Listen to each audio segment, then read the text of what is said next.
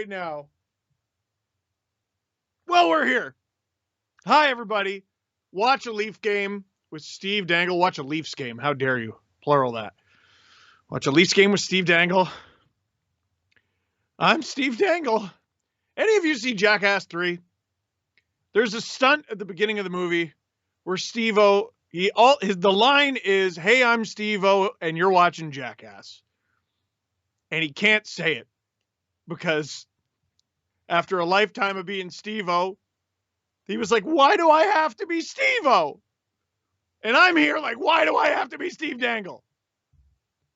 Because for some reason, I'm here to shepherd you through all this here on the Sportsnet YouTube channel. I have busted out every lucky trinket I can. I got my Tavares Day TO ticket. It's up on the shelf. I got my Maple Leafs Forever CD. My dad got me in 1994. That's up on the shelf. The reverse screen there. I got my son's jersey. He's sleeping. Say goodnight, Leo. Goodnight, Leo. Got my son's jersey right there. And this. My uncle took me to my first ever Leaf game, February 5th, 1994. I was 5 years old. And a couple people sitting in front of us saw this. They knew it was my first game after talking to my uncle, and they gave me this stick. And I still have it. This thing is however long ago 1994 was. A very long time. Is that 27 years? 27 years! Very long time. Folks. Whew. I don't even know what to tell you. I don't even know what to tell you. You already know. John Tavares. Complete fluke of an injury. He gets hit by Ben Sherratt. Falls into Corey Perry's knee. It taints the entire rest of the game, but it was tight. It was a tight game, and the hockey was actually quite good. After that, both teams somehow found a way to collect themselves. Habs come away with the 2-1 victory off a late shorthanded goal. The next 3 games are entirely Leafs. Leafs smashed them in game 2. Rather tight game 3, but the Leafs win that too. And if you're the Habs, it's bad news because that's exactly the kind of game you're trying to play. Game 4, it's the Leafs' most dominant playoff game in well over a decade. 4-0. Clean, but a little wrinkle. Rasmus Sandin was not in game 4. Travis Dermott was. They bring Sandin back in the lineup for game 5. Habs attack him. He's responsible for 2 of the giveaways on 2 of the goals the Habs had. They have a 3-0 lead. Leafs storm back. Erase the 3-goal deficit. Muzzin 2 goals. Habs win in overtime. Terrible giveaway from Alex Galchenyuk. Cole Caulfield, Nick Suzuki go the other way. They win. Next game. All Habs. All Habs for nearly 40 minutes. There were a few little splashes of Leaf action. They go up 2-0. Leafs get into penalty trouble. Coach's challenge. Puck over the glass. It's 2-0. They do it again. They come back again. They outshoot the Habs 13-2 in overtime. This is it. The puck is on the goal line. I think it was from an Ilya Mikheyev chance. It's this close. The first Leaf Series victory since 2004. Travis Dermott with the giveaway. And on the Habs' second shot of overtime. It was the 15th shot of overtime, and it was only the Habs' second. Goes off of Zach Bogosian, who I don't blame at all, and past Zach Bogosian. Well, it did, technically. It goes past Jack Campbell. Jesperi Kotkaniemi forces Game 7. By the way, Game 6, the first game in Canada to include fans in nearly 15 months. They had 2,500. Tonight, 550 fans in attendance, all fully vaccinated frontline workers. And for the first time in well over 400 days, the Toronto Maple Leafs host fans. Think about this little wrinkle and everything. I don't know how much they affect the game. I mean, Marner's flipping the puck over the glass to them during his warm-ups, which was a big part of his routine. And hopefully for the last time this evening, Mitch. But Joe Thornton, playing his first game as a Leaf in front of fans. Wayne Simmonds too. TJ Brodie as well. Count TJ Brodie amongst the many fans who cheered for the Toronto Maple Leafs growing up. I don't know how much time we have left before the broadcast starts, and I'm going to remind you again, if you've been here for these streams, or if this is your first time, I cannot hear the broadcast. I do my best. If I were to hear the broadcast, I think it would throw me off. Here are the Leafs lines. Zach Hyman, Austin Matthews, Mitch Marner. Boy, does that line have to get going. Matthews and Marner have combined for a goal. Is that good? No, it's not. Second line, Alex Galchenyuk, Nick Foligno, Alexander Kerfoot. William Nylander. Third line, Ilya Mikheyev, Pierre Engvall, Wayne Simmonds. Wait a second. Fourth line, Joe Thornton, Nick Foligno, Jason Spezza. Nick Foligno did not play a ton in Game 6. He's obviously still battling something. But he's going to be fourth line center tonight. I don't know how many shifts that line is going to get. They need to be extremely good. I imagine those guys will get tossed around the lineup and Keefe will have the blender out. Riley Brodie with Muzzin out of the lineup. Dermott Hall. The Leafs turn to the dermatologist. I thought Travis Dermott was quite good last game up until the giveaway. Sandin comes into the lineup to play with Zach Bogosian. Jack Campbell, obviously your starter. For the Montreal Canadiens, looks like we're getting real close. Tyler Toffoli, Nick Suzuki, Cole Caulfield, Jake Evans, Philip Deneau, Brendan Gallagher, Paul Byron, Jesperi Kotkaniemi, Josh Anderson, Joel Armia, Eric Stahl, Corey Perry. Ben Sherratt, Shea Weber. You know what their game is. Joel Edmondson, Jeff Petrie. You know what their game is. Jeff Petrie maybe getting away with one on Alex Galchenyuk in overtime in Game 6. Brett Kulak, Eric Gustafsson is the third pair. Carey Price is your starter. Toronto Maple Leafs, Montreal Canadiens, Game 7, Stanley Cup playoffs. This is what you dream about growing up. Every rink, every driveway, every floor hockey game, very underrated. Let's go! Oh, my heart. I can't take it already. I can't take it already. Poor producer Drew. He has given me so many of your questions from the chat to get to, and I will eventually. Early indicators, the Leafs not with the best start again. Mitch Marner, by the way, with the quote after last game, we didn't start on time, which has been a problem literally since the Matthews and Marner era began. I'm not blaming it on them, but oof Maron. Find a way to not start slowly. Here we go. This could be something. There you go. I don't hate that. Crash the net, throw something on, hope something good happens.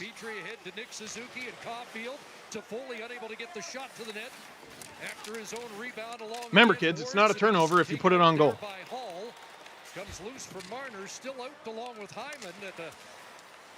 Matthews has been playing stellar defensive hockey in this series. I'd really like to see some takeover ability here. Nathan MacKinnon has what?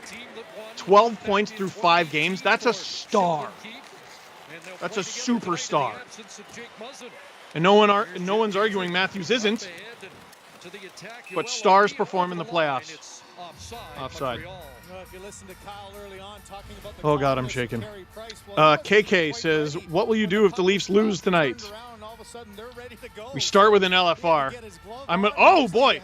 I didn't see Carey Price almost get caught there. We start with an LFR tonight. I got to shoot it tonight. I don't think I can sleep on this one. I was glad that I didn't for Game 6. Steven, did I send this in? Are you in deep red already for anxiety? No, not yet. Not yet. I did not want it to go to Game 7. And now that we're here, it's almost like, all right, they'll either win or lose.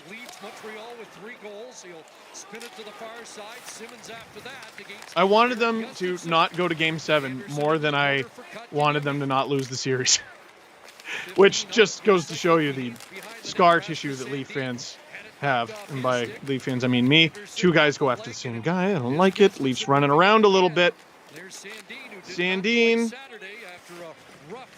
Boy, those 2 turnovers that Sandin had in Game 5. The left defender goes to the right side of the ice. Habs attack him, and he loses the puck. And he did something very similar right there. I mean, I'm not going to get on the guy for every time he goes to the wrong side of the ice, but I'm just starting to notice a trend. Here's the Leafs with some pressure. Throw it on. Don't hate it. Jason Spezza, throw it on. Don't hate it. Throw it in front. Don't hate it. As long as you save it. You want to talk about Leafs who have to be enormous in this game. Morgan Rielly. I mean, Sheldon Keefe is going to ride that pair like a pony without Jake Muzzin. And Rielly, for all the grief that he took down the stretch, deserved grief. Let's be honest. He was pretty shocking defensively this season while putting up decent offensive numbers with TJ Brody. He's been great. He's been great. Giving up the battle there. But... Oh! Not sure who that was. Armia?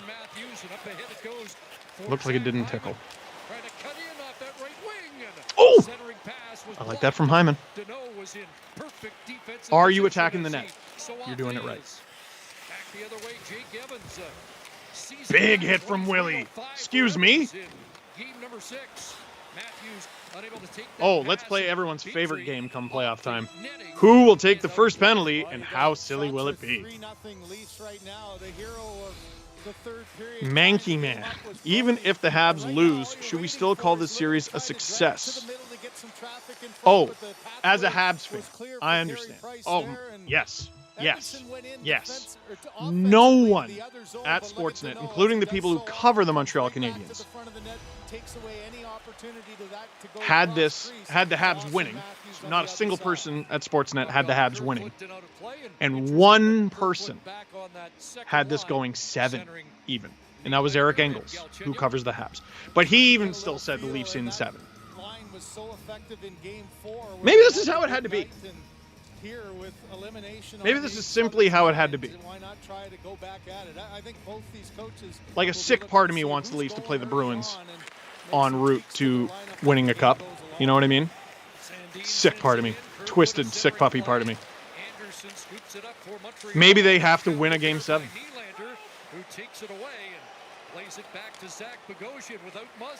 Because let's say they go to 7 against Winnipeg. Let's just say they win this game.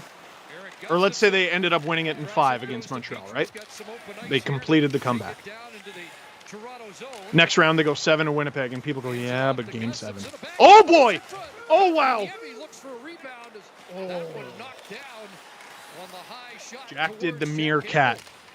I haven't called that out in a while. That was a weakness of James Reimer's. I love James Reimer, but that was a weakness of his. The meerkat. Instead of battling low. When you're up tall, and the puck drops at your feet, like, you're hopeless. Oh, great stop by Price. Justin Hall uncorking that shot. I think the mindset of both these teams is to throw everything towards the net, and here's Gustafson coming across from the other side. Steve A., who's your X factor tonight? You can see Campbell didn't know where the rebound was right away. Gets good support from God, it simply has to be Austin Matthews. It has to be. Like, I like galaxy braining that question, but I'm going to go with the Rocket Richard winner, who's got 1 goal in 6 games. Like, this is one of the worst, if not the worst, slumps Matthews has had this season. And the only slump he really had was when he was very publicly battling a wrist injury.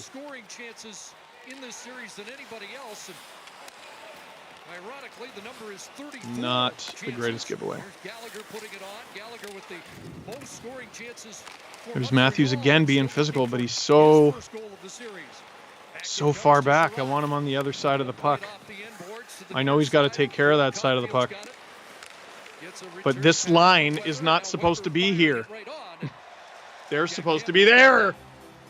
No, pointing the other way. There you go. There you go. Power up the free play site at bet99.net. Hey, George. Like me know that every game starts at bet99.net. Kyle, Steve, which team will be golfing tomorrow? None. They'll be sore. They'll be too sore to golf. Can you golf in Quebec? You can here in Ontario. I know people are happy to go out and get golfing, but part of me, the Leafs fan part of me, was like, Doug, now they have the jokes. Did you have to give them the jokes? Here we go, Joe. There's Foligno. Here we go, Joe. Here we go, Joe. Sets up shot and feeds back to the line for Big, Hall. big game from the vets would be just wonderful. Justin Hall trying to get it through and Oh, got it to the exactly net. this. Yes, Rebound spun correct. out Now towards here's the problem Tyler that this Toffoli. line has Now had Suzuki. sometimes. Along with Evans, When the puck goes the other way, here's it's Suzuki not in, fun. and he floating that wide Huh? of the net. He tidied that up pretty good, though. Played in behind the Tidied line. that up pretty good. Travis Dermott up with Habs that. maybe taking a little too much time. Kerfoot's got to be huge. He's had a good series. Like, for all the great series that certain players have had, individual players have had on the Leafs, it's unbelievable that they're here. Just been mistakes, silly mistakes, that the Habs have generated out of it. Like I said, attacking Sandin, picking off Thornton, turnovers and such. Picking off Galchenyuk. There's a guy creating a turnover off Dermott. The Habs have scored so few goals in this series, I can almost tell you all of them from memory. And here we are in Game 7. Centering pass off the skate, and Armia will turn back. Armia on his 28th birthday out with Eric Stahl. Armia, a couple of goals for Montreal in Game 5, and he'll send that wide, and it will ricochet back to the Canadiens line. Justin, high scoring or low scoring game? Something tells me this one's going to get dumb. High scoring. Morgan Riley wide of the net, and TJ Brody moves up. A lot of people seem to think it's going to be high scoring. Whether you think the Leafs or Habs will win. That's really all I've heard today. Not a lot of 2-1s. The lowest I heard today, one of our producers said 3-2, and I'm not going to say for who. I refuse. Canadian built, Canadian driven. Leafs in 2021. Well, Steve, how many carrot muffins tonight? Still one. You know the rule. Come on now. Epic Gaming. Hey, welcome back. Fun fact, the Canucks are the only team in NHL history to win a series after being down 3-1 and winning games 5 and 6 in overtime. That is not a fun fact. Because I think what you're trying to communicate, fortunate bounce. What you're trying to communicate is it's unlikely the Habs win this. And I'm here to tell you the Leafs are involved and they're haunted. That's a good little play from Evans. Guarded pretty well, I think, by Hall. Okay. Up off Evans and back down onto Jack Campbell. 8 minutes in, nerves gone by now? Yeah, I think so. You see a lot of short shifts as well. We're well over a gallon today, folks. Nights, and you could see nobody really wanting to get early on, especially get caught out. Stay hydrated and breathe. 5-4, the shots favor the Maple Leafs, and that puck deflecting up over the glass. Passes like that get through in the regular season, man, or they got through for the Leafs anyway. Shots 5-4 Toronto, waiting the first goal of Game 7. All right. Do we have a commercial break? We do. Okay. So I want to get to some more of your questions, and I'm going to. By the way, thank you for watching Watch a Leafs Game with Steve Dangle. I'm Steve Dangle. Click like, click subscribe, all that stuff that I usually tell you to do. There's something else I would like to draw your attention to. So, horrifying discovery in this country within the last week. The bodies of 215 children were discovered at a residential school in Kamloops, British Columbia. I don't know if we have the time for a long history lesson here, and I certainly don't know if I'm the guy to do it. But you see the graphic down here. If you look in the description of this stream, there's a link you can go to. I asked my friend, I go, what's an Indigenous charity that you trust, that you value?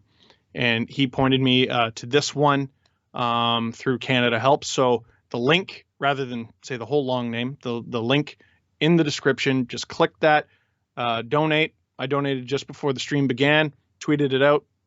Some people were donating. If you want to create change, an orange ribbon is good. Hashtags are good. That's all that goodwill is good, but we need action here. So if you're looking for a way to generate action, a way to be a part of undoing decades and centuries of wrong, There you go. Right there. Again, link in the description. There's no way to properly transition out of that. So I'll just get to a question. But again, throughout the stream, it's down there in the description. I highly recommend it. David asks, hey, Steve, is Marner having trouble throwing the puck over the glass to fans in warm-ups a good sign? David, how could you? That's not... First of all, he was throwing it to fans way up in the stands. You can see they're nowhere near the ice. It's cool to see the towels and everything. Memorabilia. They all got jerseys, too. That was cool. But what's amazing is Marner, since the beginning of the 2018 Stanley Cup playoffs, has 6 penalties. 5 of them are puck over the glass. This is some good pressure here. What do we got? What do we got? Oh, watch it. Watch it. Austin's got to figure that out. Okay, good. He did. He did. Oh, boy. Evans got his own rebound. That knocked away by Hyman, and he'll start back. Habs very opportunistic there, stopping the offensive rush, turning it around the other way. Leafs equal to it. Very tight start to Game 7. Oh, get on that. Get on that. Stop by Jack Campbell. That is what we call a desperation save, folks. Just drops the stick. You have no other mission other than to cover that puck. Here we go here. I think that's it's clean movement. It's just a little too much. Quick little release shot there with Evans crashing the net and Campbell able to hold on. It was Campbell who was busy. Julian, Steve, I know this sounds crazy, but don't think about the past. Don't think about what could have been. The way lies only madness. That way lies only madness and despair. They continue, but I was looking at Galchenyuk. Oh, God, I lost it. Basically, he's saying, forget about the past. It's all about tonight, and I agree. Thank you, Julian. Sorry for butchering your comment/question.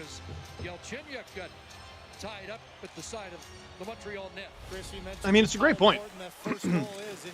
Half these Leafs, we talk about their losses, you know, we talk about 2013. Well, none of these Leafs have to answer for that. Morgan Riley, I think, was the only player drafted by the organization at the time. Team scoring first goal in a Game 7 and won 78.7% of games. Probably not a good sign that the Habs have scored the first goal in 4 out of 6 games here. Ooh, I like Mitch going for the shot, though. Everyone's been yelling at him to shoot. Anyway, more than half this roster hasn't been around for most of their epic collapses. Justin Hall was around. I think he was scratched, though, from Babcock. Oh, boy, this is bad. Anderson bottled it. Oh! Oh, boy. Canadians come close there, and Dermott sends it ahead. Here's Hyman for Marner. One-handed away. God love Justin Hall. Boy, does he not look like the same player without Muzzin. Which, I mean, people use that as like a referendum on Hall, to borrow a term from Kyle Dubas. Which is perhaps unfair. You take away a guy's regular defense partner, it makes his life a little difficult. I get it. But not quite the same player. Engvall, let's go. On. It's never the wrong decision. Sometimes it's the wrong decision. It's usually not. And it's cool. Just roll it out to center ice. Looks hurt there, Chris. He's coming. Man, this pairing's played so much. Riley Brody, I told you off the top. I mean, I'm not exactly a big brain breaking news here. It's their top pair. Jake Muzzin's out. You know the rules. You know the deal. Bogosian's been good. He's gotten a few extra shifts. Habs calling for offside there. Refs wave it off. Montreal moves it ahead. They've got their graybeards out as well. Stahl and Except for that one hiccup there. Leafs pretty tidy on defense so far. Habs as well. 6 shots apiece over halfway through the period, and I'm even finding that hard to believe. How many of them have been dangerous? After Caulfield and Toffoli. Across it comes. Ooh. Gustafson takes it. Really ran into Suzuki. That would have been nice for Willie to take advantage of. Oh boy, Dermott. Just a little slow to react there.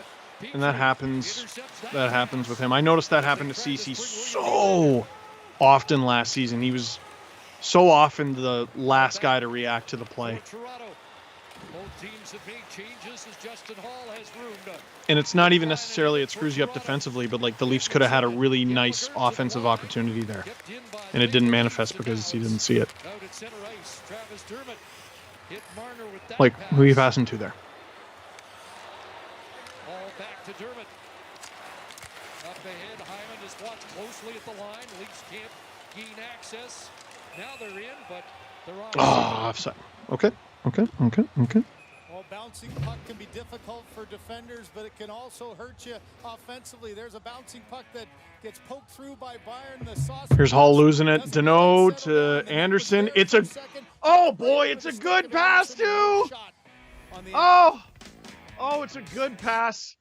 And it flips over his stick. Wow. Ladies and gentlemen, welcome to Watch a Leaf Game with Steve Dangle. I'm Steve Dangle. You know the deal. Game 7. Leafs, Habs.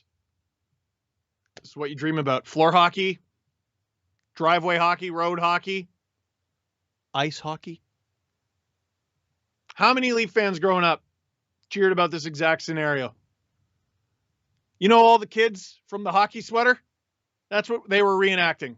Except there was only one kid with the Leaf sweater, and they never let him play. That book was mean. Wasn't nice. How could they? What do we got, producer Drew? Route 2666. Did the Leafs show up on time? Yeah. I mean, it's a better start than Game 5, and a better start than Game 6. And they've also probably given up the best chance of the game, and it didn't even manifest in a shot on goal. Danault to Anderson there. And that stat, coming up from the broadcast, the team that scores the first goal in Game 7 wins 78.7% of the time. Okay. Nick, Steve, I'm so nervous. I'm shaking. What do? I can't even sit down. Yeah, don't. I mean, literally the best thing you could do is turn the game off and stop cheering for sports. I'm envious of people who are like, oh, no. I just kind of go for walks and listen to music. Boring? Yes. But I bet they all live into their 90s. All healthy. You ever see those videos? It's like, this guy is deadlifting 500 pounds. He's 76 years old. And you're like, how is that possible? There's no way that person cheered for sports. That's why their ticker is so healthy. Big line is out there. Zach Hyman just getting better as this series goes on. It's such a shame how Game 5 and 6 have turned out because he's looked great. Here we go. Oh! That was great. Hyman digging. Matthews with the quick pass to Riley. He's got to be such a key part of this game. And I think he goes 5-hole, and Price just squeezing it. Click like and click subscribe, folks. Oh, boy. Potential series clinching games. I mean, the record is a little redundant. 2 points each. A ton of shots. Nothing to show for it. It's a big moment for them to try to erase that pass. On the drop, Danault won it away from Engvall, and Gallagher. Oh, this could be nothing. Well, nope, I shouldn't have said that. This could be something. Oh my God! He'll send it in for Evans. How does Evans get completely alone in front there? And Wayne Simmonds there defensively. Along with Justin Hall for Toronto. You see my hockey brain working, not that I have much of one. I don't have a hockey brain as much as I have a disaster anticipator. Does that make sense? I've seen this movie too many times. It's probably going to be ice. Yeah.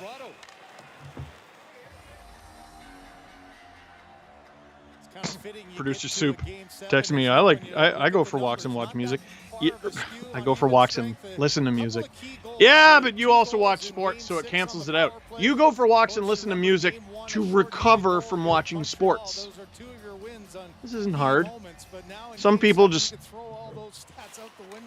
drink herbal tea and do yoga, and they don't watch any political TV, and they don't watch sports. They don't have Twitter accounts. This is me talking my way through understanding why I'm so unhealthy. That, and I really like chips. I really like chips.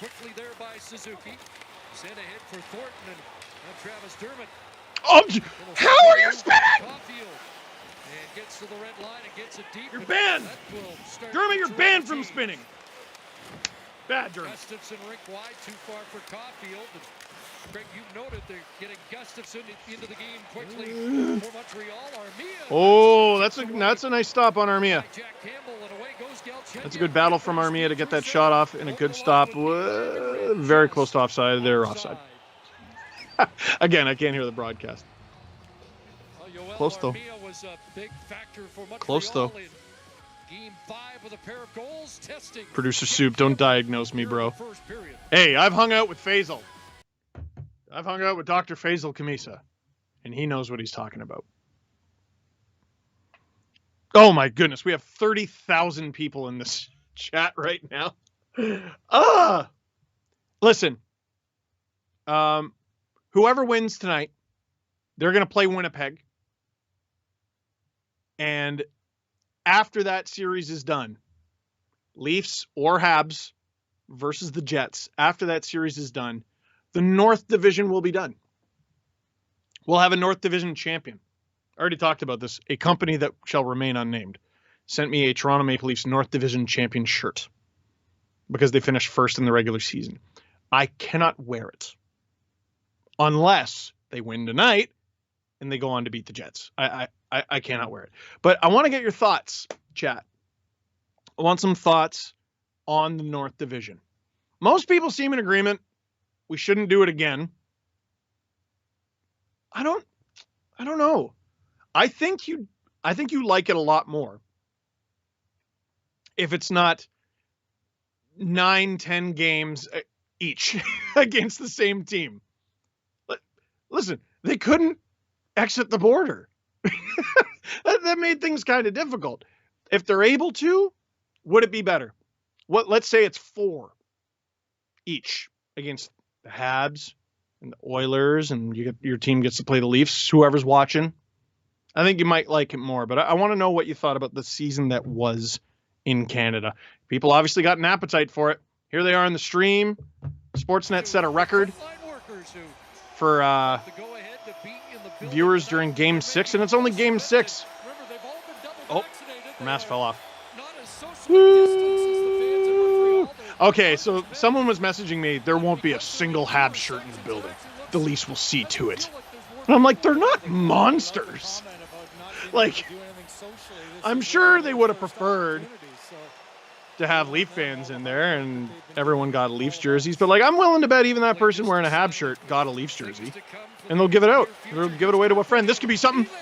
Oh, what happened to Kerfoot? He got hit in the face. Penalty coming? Absolutely not. It's a Game 7. Get up. Don't hold your face. That works in the regular season. It's not going to work now. I don't know if that was a bad pass or if it got intercepted. Kerfoot's got to collect his emotions here. That was not a smart pass. And now it's in the Leaf zone. Hall is sort of naked right now. Back to the line for Sherratt. Off the stick of Hyman in behind the net. The side of the goal. Byron's going to get back. I don't think it's the team with the most adrenaline that wins Game 7. Nylander and Anderson waiting to see if I think it's the team that keeps their head.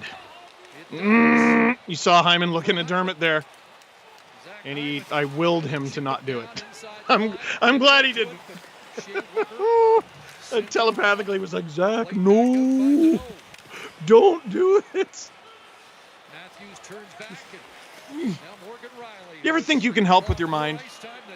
Watching sports, I do. Just played it in. Weber. Just Professor X. Sidesteps Marner. Nick Suzuki in. Fired it right Oh. on. And Oh chases boy, his own rebound. that rebound can't happen. Campbell's mask is off. Starts back. It's Morgan loose. He was Riley trying to to. the center. You saw him Up jiggle to it, Marner, and that pass broken and he was up. trying to get the ref's attention. Trying to turn it back. And TJ Brody was there. His mask is. It's still. Look, he's pointing. He's blowing it dead. Campbell got hit in the mask there. Yeah, Campbell lost Now his this is straps, probably but going to he's result finally able to in, I imagine, a face-off in the Leaf zone. But his mask was coming undone. It's not necessarily a safety issue. Well, no, it is. It's absolutely a safety issue. You can see that's where Campbell, look at him But shaking like his that head, thing that's where it can came off. He was fly trying in to front of your make eyes, sure that and that's the not other him is trying to shake it actually off. I on, used to trying see get that, the and I go, attention, oh, he's and didn't trying to get get the whistle. He's so trying to far, shake it got off. out in the neutral No, zone. he's trying to see if it works. Trying to see if it will or won't come off. That's a big face-off win. Won by the Maple Leafs. Sandin gets And the it Leafs in. get out. Engvall onto the right side Fortunate. for Simmonds. Fortunate turn of events there. Here's Gustafsson. So Gustafsson into the game for the It's a good thing Canadiens. the Leafs played such good defense in front of him, Taking a regular turn because he's screaming at him. He's like, bro, my head. Watch my the helmet. usage of I want to be able to those see. defensemen here. I don't want to get cracked in the face with a puck. This is in the 50s. And this first period, I think Getting you'll see cracked a in the lot face more with of a that puck because the second is that thoroughly physical out of style. change, and that's where they might not get nearly as much ice time, so try to take advantage of it here in the first, get them into it. It still happens. Just not to goalies. And just to Unprotected. repeat, Jake Evans or Jake Muzzin out. Ooh, Excuse me, Bryson for says thoughts 3 on the breaks Ryan in Reeves play. He got a 2-game December suspension just announced. in Game 6. I think it's a joke. I think it's a joke. I mean, is what he did the worst thing in the world? Did anyone get hurt? No. But like, he was just fine. He was just fine. And there is very clearly a system, and you're either on the inside or the out of it. Got the Matthews line coming on, and The league likes you or they don't. Get some offensive zone time, a nice little They drop don't like back Nas. as Hall gets it to the front of the net, the tip They don't in like front Cadre. to Jason I'm not Spezza entirely looking for his convinced they fourth goal love of the Tom series. Wilson, but they're He's had a certainly great more series. lenient with him. Back to the third period. And now They Cadre gets to got appeal back his by suspension Carey Price. We're off the to an start. arbitrator, an independent arbitrator, just the way Tom Wilson did. So never a bad thing to And get Reeves, he's part of the tough guy fraternity. He's a tough guy. I was a tough guy. Montreal, but kept in at the line by Brody. Oh, but he was never suspended. Trying to tie up Brett Kulak in the corner. Like, forgive me Marner in for not front, necessarily now caring loose. Off Matthews. that Peros, who Kulak primarily up the boards. made his money Evans fighting in the is NHL, able was to never suspended. roll it down. You know what I Could mean? be another icing against Montreal. And I'm not calling him a villain. Well, here's where That used to be a Jonathan role Charms had a lot of to me. faith in the young Like, players. it They used to got be a them role. development I used to and cheer for all those Suzuki guys. at the end of a long shift. Didn't try to get the change while the play was There's going still a on. caveman part of my But brain now that, the like, difficult time of I trying don't to play go with the like team this when there's a and fight. defend I mean, in maybe the zone. maybe look through a crack in my fingers. Face-off win for Matthews. Riley moves in, plays it back for Marner, shovels it deep along the boards, and the Canadiens able to get it outside the line. Ben Sherratt's going to move. Why is it a guy? across. Why is it one guy? That change is I know it's the underway. Department of It's Player off the Safety, but deflection into the Leaf zone. why can't it be a council? We need a council. Kerfoot after it against Weber. Up into the air and down for Nylander. Evans. I know more than one person is in on those decisions, but His own zone, and he'll send it right on Jack Campbell. should be like votes. Alex Galchenyuk at his own line. Should be like Survivor. It should be televised. Oh. Uh-oh. Oh, this is bad. Oh. Great from Sandin there. And you saw him about to leave his post. He read the situation and he stayed. Woo! He's not a dumb kid. You can trust him. He just had a very tough game 5. And play called. And Keefe wanted to get Check in with Kyle. Dermott Well, Chris, you'll never miss a sporting event into again. Game Stay on 6. top of all the action like a champ with the CBC 4. Sports app. Download it today. You mentioned the frontline healthcare workers in attendance tonight. There is Dr. Hey, it's Wickenheiser in the Dr. house as Haley well. His Wickenheiser. resume just keeps growing Hello, as one of Doctor. Canada's most She's the Senior Director of Player Development. I have a signed picture of her in my room. And the Leaf brass. Sitting in the press box or in a suite is always just nerve-wracking for an ex-player. He Murray wants Philippe to Land is also on the poster. be down there Also involved signed. in the action. Think of Pair all of the captains. games she's been involved in. Eli, Steve, you seem way more relaxed than I thought you would be. Are you just hiding it? Face-offs 8 apiece. It's like I said, I'm in like a dreamlike state right now. Face-off win, final minute, first period. Game Away 6 goes was Gallagher. my Game 7. Brendan Gallagher That's how credit badly I Dempsey. wanted to avoid Game Gallagher 7. from a sharp angle. But now there's a Game 7. Swung back by Like, I've Cole. already Armia used up tried to center it, but my goes Game to 7 Petrie. anxiety on Game Robinson 6. around, and it'll So now what do I do? come all the way to Petrie at the point, and Gallagher's deflection Watch, goes whoever wide. scores the first goal of the Big game ball off the boards and off will stumps and dictate rolls the down. second the first goal is scored. Sides are having a heck of a time getting I'm not going to shots feel the through same. net. I have Good yelled job a few of times. both these teams early It's on there. at taking away shooting lanes and getting Here a comes piece Jeff of them Petrie flying in. through. He knows the period's coming to an end. Deep, 20 seconds to There's go. enough time TJ Brody for a decent attack here. Here's Hyman, one last. Here's Riley. He's green light, eh? It's Mitch Marner curling up high, trying to shake the checking up 10. field. No, that just can't happen. Oh, here we go. With it, time running out. Put that on. Just missed. Oh, a little high. Morgan You just Riley. got to whip it on. Now Ah, Mesquite in front, and the not the worst end of the period. is done. Habs out shooting the Toronto Maple Leafs, probably getting the better chances, but it's a lot. It's a far more slim margin Carey Price than it was in Game 5 or Game 6. in Game 7. Still, you First intermission. saw on Mitch Marner's face a lot of nervous energy there. A lot of nervous energy. And the Leafs and Habs. Game 7 heads to first intermission. Hi, everybody. Steve Dangle here. And you're watching Watch a Leafs Game with Steve Dangle. Game 7. Skull 7838. Steve, will the Florida fan jersey nonsense be in the next Dangets? Ooh. That's a very good question. I'll talk to producer Drew about that. First of all, I don't know if we're allowed to use the footage. But if we are allowed to use the footage, yeah, I think it should absolutely be in Dangets. And to provide context for those of you who don't know, there were these fans, Florida Panthers fans, in Tampa at, I think it's Emily Arena.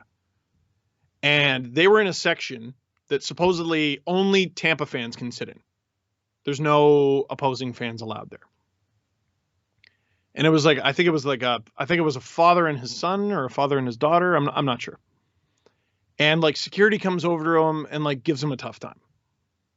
And then the video goes out and there's fan outrage and Tampa abandons that policy. I mean, good that they abandoned the policy, but it's dumb. And I will just say to the crew, I think I'm good. I don't need a break this intermission. I don't need a break. I'm not going to go upstairs. I'm going to keep it going. Unless you need a break. Message me if you need a break. Okay. They're good. They said they're good. There's producer Steph. Not to be confused with producer Drew or producer Stu or producer Soup. Before I get to the rest of your questions, and I want to get to the rest of your questions, again, I want to direct you to the link in the description with the discovery of the bodies of 215 children at a residential school in Kamloops. I was talking to my wife today. We were talking about ribbons and changing your profile picture and all that. It's a nice gesture, but we wanted action. So I reached out to a friend. I said, what is a charity for Indigenous people that you value and that you trust? And he said, the link down in the description, the Residential School Survivors Society. Again, link in the description down below. If you can donate, please do. We'll shout that out a few more times throughout the broadcast. It's very worthwhile. Jack asks, as we get back to questions. Jack, besides Reimer, who was your... Oh, this is a very good question. Who was your favorite Leaf in 2013? It's a very good question because the 2013 team is known for not being good, but they made the playoffs. James Reimer was spectacular. James Reimer, did you know this? James Reimer in 2013 got a Hart vote. He was so good. Jesse Spector, I forget which outlet he was working for at the time, gave him a Hart vote. I want to say it was only 5th. You're allowed to vote for your top 5, but he got a Hart vote. That's how good he was. Stole Game 6. I don't want to talk about Game 7. I don't. To answer your question, Nazem Kadri was such a great revelation. That was his real breakout year. Phil Kessel was awesome. He found a way to score on the Bruins too. He even did it in Game 7. We were so close to Phil Kessel having the series winning goal. And JVR, also super likable on that team. But I'm going to say Joffrey Lupul. Man. That dude, he was so hot. He was like, sorry, it's at scoring. Okay. How dare you? I mean, he posed on many covers. I will say that. Okay.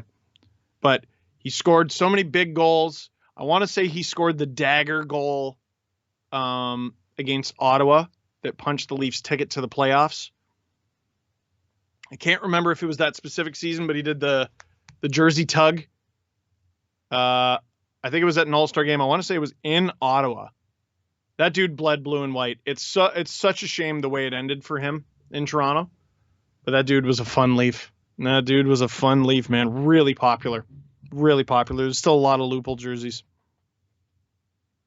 Larry, Steve, if the Leafs lose tonight, I better not hear you making a bunch of excuses for them in the LFR. Well, Larry, did you watch the last one? Did you watch the one before that? I'm not in the habit of making excuses for these guys. Listen, I can't be, for everyone who gets mad at me, and I'm sure some of you are in the comments tonight. Most of you are nice people, but some of you are mad at me. I cannot be an over-the-top Leafs homer and also a Leafs doomsday guy at the same time. I'm getting it from both sides. Steve, you're way too down on this team. Don't be ridiculous. Steve, you're never going to call out anything bad the Leafs have done ever. Are you joking me? Are you joking? Until the Leafs come back in Game 4 against Columbus last year, where they were down 3-0. Erased it in like 3-4 minutes, whatever it was. Won it in overtime. Matthews. Until that, my highest ranking video on my YouTube channel for a Leafs win was my 26th most viewed video. Excuses? You all tune in when they lose. No one wants my opinion when they win. Until Game 4. That one rocketed up there. That was nice. The two highest playoff games I've done so far were Game 1, that was 100,000, although that game is pretty unique unto itself. And I just checked today, my reaction for Game 6 is the 8th. I think it's the 8th highest viewed video I have on my YouTube channel that is 14 years old. And I uploaded that video 2 days ago. Number 1 is David Ayers. You won't believe it. I'm sure you do. Game 7 against Boston in 2019 and my video where Phil Kessel got traded to the Penguins, they swap. It depends on who's watching them any given week. One of them's usually second, the other's usually third. Sierra, first goal predictions. Nope. Fine. I haven't been right yet, though. I'm going to go all the way off the board here. No. Okay, this isn't all the way off the board.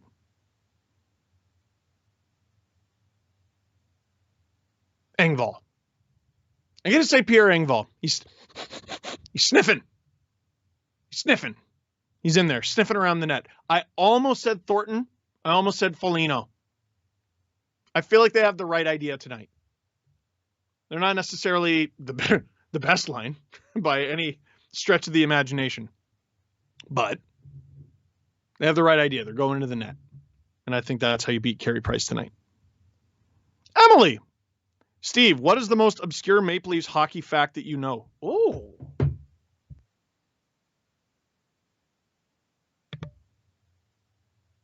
Well, okay. So we like to play a game on my podcast, the Steve Dangle podcast, where we bring up Leaf games from the past. And they give me the date. They give me the game number. So if it was like game 52 of the season, and they give me the opponent. That's all they give me. And I was asked, Steve, what happened? I think it was February 21st, 2009. And I go, and the correct answer was, okay, so what happened that game? The correct answer was that was Matt Sundin's return to Toronto as a member of the Vancouver Canucks, and he won it in the shootout for the Vancouver Canucks. That wasn't the first thing I said. I go, is that the game where Dominic Moore got a breakaway with no stick? And my co-hosts Adam and Jesse, they go, what? And they look it up. And Jesse's like, I can't believe it. Because there was a clip on YouTube, and that was the game where Dominic Moore, you should see him. He's flying in all by himself. He's just kicking it. He's got no stick. So Jason Blake, who was on the Leafs at the time, he's just flying up to try to join him because you can't just kick the puck in the net. So that's one of the most obscure things. This isn't Leaf-related trivia, but I do like busting this one out. Every single member of the 2011 Boston Bruins played at least 10 minutes in Game 7 of the Stanley Cup Final against the Vancouver Canucks, except for one, Thomas Caberlet. It's Leaf related. It's Leaf related. Man, that is a tough one. That's a tough one. I might think of it later in the stream. Debbie, would you go in the play-by-play booth if they offered? Oh my God. Yeah. The hell? Like, yeah, that's a dream of mine. But like, I will say this. I think I'm good at streaming. I think I'm doing okay at this. What do you think? Am I doing okay? But like, I should not be filling Craig Simpson's shoes. That guy played in the NHL for a long time. Gretzky, wasn't he with Gretzky when he got traded? I think I saw that while researching the Wayne Gretzky trade tree, which you can see on this very YouTube channel. I would love to do play-by-play stuff. I'd probably be more along the lines of Chris Cuthbert or whatever, but I'd be too annoying. Like I would have too many other things to say. I wouldn't know what to do with myself. I think I'm perfectly suited for something weird and unique like this. But the play-by-play booth, I mean, I would maybe do like a chunk of a game, like as a special guest. You know, sometimes they bring on Snoop Dogg. Yeah, like that. Like you'd bring on Edge. If Edge said, I want to help call a Leaf game, you're not going to not give Edge the chance. Edge, by the way, professional wrestler. If you don't know, how dare you? Steve, you like wrestling? Oh, you think you know me? Infinity Fire. Steve, Golden Knights fan here. I know you're used to your team being destroyed. I don't like the beginning of this Infinity Fire, but thanks. Any tips on how to brace for further destruction versus the Avs? Woo! You know, what happened to Vegas in Game 1 against Colorado? I mean, Colorado's so good.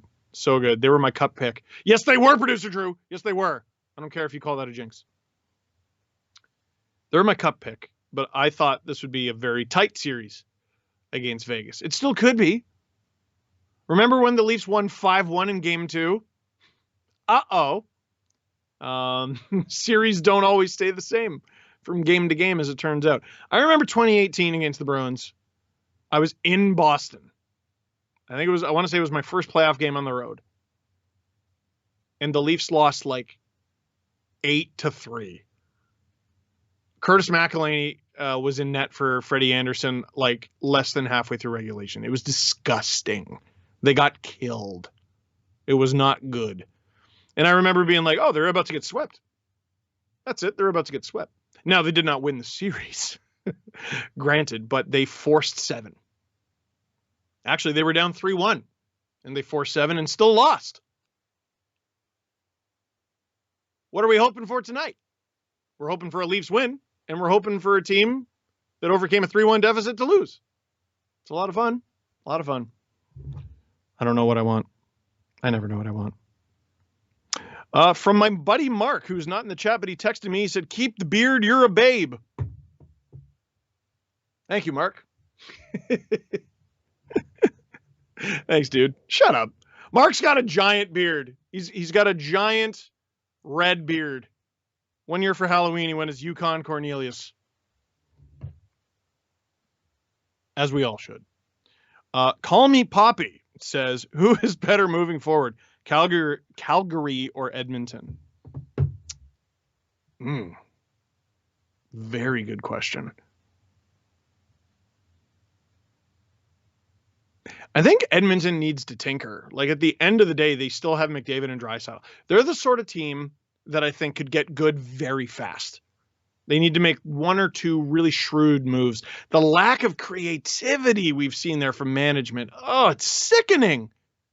Sickening. Like, I know they got to deal with no trade clauses, but like, and sorry, it's not against Edmonton. Brian Burke revealed on the podcast when he was a guest, and this is before he joined the Penguins, most players league-wide who have a no move clause, they don't want to go to Canada. They don't want to go to one of the Canadian teams. And it's not because they don't want to play in Canada. I think it's because they don't want to get taxed more. And I mean, the colder winters and all that. I think very few players have like, Anaheim on their no trade list, Florida, Tampa, stuff like that. But Calgary, Edmonton's got the frame. They got the frame. They got the bones. It's the meat that's been a bit of the issue. With Calgary, I question the bones, if that makes sense. I think we're going to see some very big changes from them. Everyone's all excited about the playoffs and everything, as you should be. It's playoff time. But the hype and the anxiety going into the summer with the expansion draft for Vegas was so much larger than it is for Seattle right now. I think it's just because we have so much taken up our mind during this panini. But like, people don't realize the exact same thing is about to happen as it happened to Vegas, or with Vegas in 2017. This summer, this big scary monster called the Kraken is going to come, and they're going to steal a player from your team. It's going to happen to the Oilers. It's going to happen to the Flames. It's going to happen to the Leafs. It's going to happen to the Habs. It's going to happen to every team you like. And you just got to deal with it. Can't bribe Gary Bettman. And I think it's so adorable. The story that, teams will have learned their lessons from Vegas. And they're not going to make those ridiculous trades. You won't see Fleury getting traded away, or Riley Smith and Jonathan Marchessault. It's the NHL. Yes, you absolutely will. The salary cap did not go up, and it's not going to go up. You're telling me teams aren't going to make the same stupid decisions? Give your head a shake. My wife just texted me, have you given up on the carrot muffins? No. I'm saving those for second intermission. Here. Second intermission. I don't want to leave for first intermission. I want to stay here with you. I got the energy. I can do it. Text from Dave. What's in the mug? So I've been losing my voice. So I put honey. I wonder why I've been losing my voice. I put honey in a half calf coffee, and my wife got me this for Father's Day while she was pregnant. And the day before Father's Day, though, we ended up going to the hospital. And then we dealt with things for a couple days and kind of became a dad. But yeah, it's a half calf. I had a fully caffeinated coffee before game 1, and I honestly felt like I was going to die. I had a half calf or a decaf last game, and I still felt like escaping my body. If that makes sense. I wanted to run away. I wanted to punch myself in the face and escape from me. That's how I felt. Today it's not as bad. So a high stakes, low event first We're back. period. Let's Second period. see how it changes with the long change in the second. Early in the series, Some good Seattle questions in there. I don't know if maybe second intermission. Second intermission I think will be pretty dialed on this game. We got a quick icing there from the Montreal Canadiens. Shots 12-8 in favor of the Montreal Canadiens. I don't know if I'd read too much into that. I really don't think there was much between the two teams in the first. I'd argue the Habs looked more dangerous. Josh Anderson, I mean, the puck jumping over his stick. What a blessing from the hockey gods above. Zach Hyman here for the winger win. He does not get it.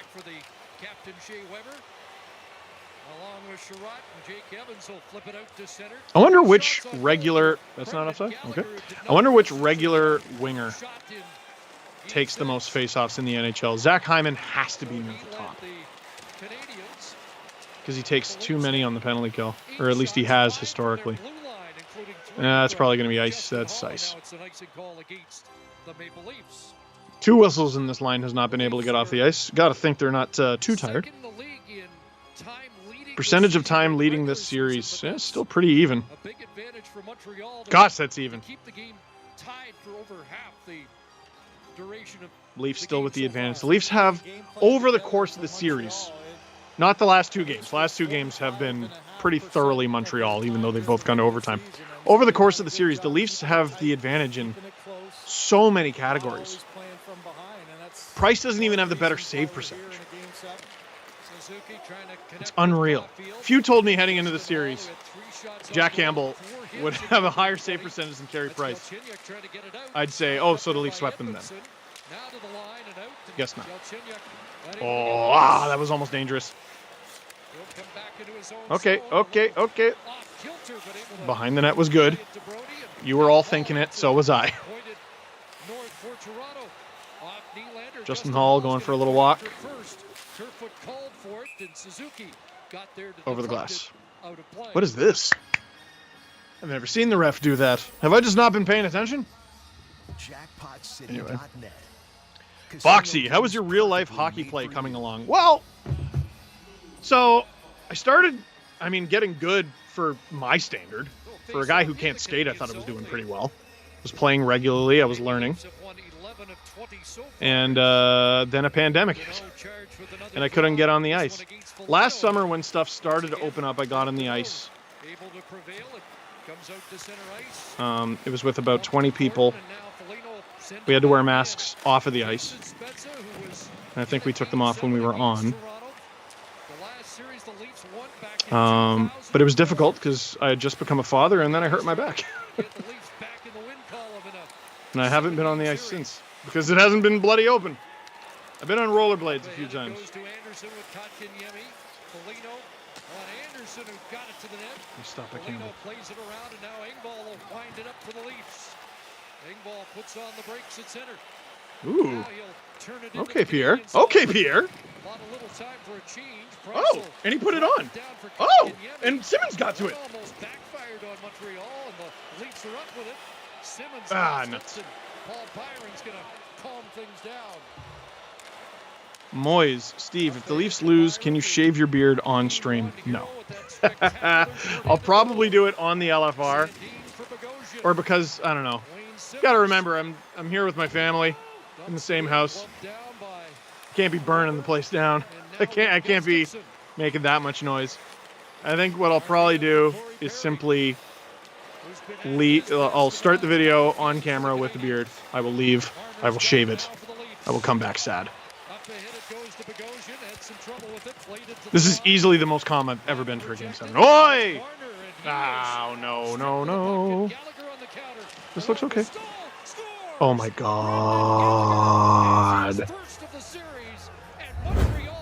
This looks okay, Steven. I got to see if this deflects off something, because that is a bad goal if it didn't. Horrible goal.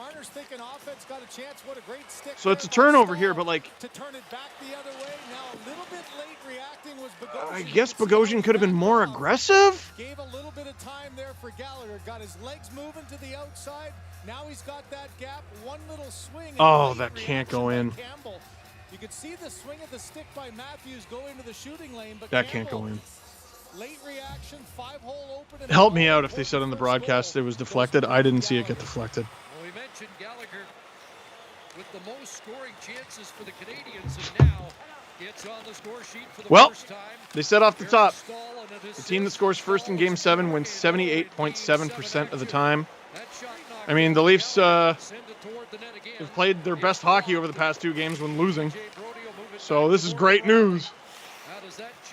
Oh, now it's saying the team who scores first has a 747% chance. Whatever. It ain't good if you're losing in a Game 7. Is this a revelation for anyone? No? Can you imagine if the stat was like the team who scores first loses 90% of Game 7s? I'm just getting texts from everybody. I hate this. That's like easily the worst goal Jack Campbell's allowed all series, and it's Game 7. You know? He's had such a good series. Here we go! Oh, get out of here. Corey, what is Marner doing? I mean, trying to enter the zone.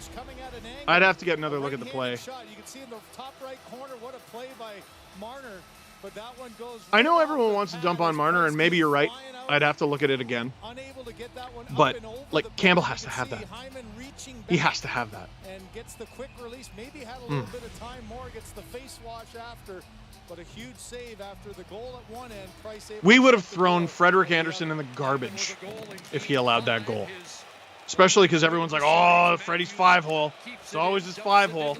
That goal goes in on Freddie. There wouldn't be a statue on Legends Row. There'd be a toilet. Got back in a hurry and leaves it for Hall, who sends it down the ice, and Marner's gonna. Well, he won't beat out the icing call.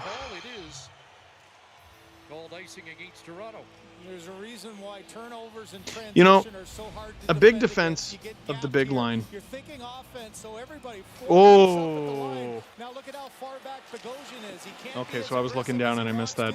But a buddy just texted me. The Gallagher goal was Nieuwendyk on Lalim. Transition is something Montreal has feasted on throughout the year. No, it wasn't. I will say that. Because the Leafs won that game. And it was a Game 7. Imagine that. They used to win Game 7s all the time. They don't anymore. It's been a while.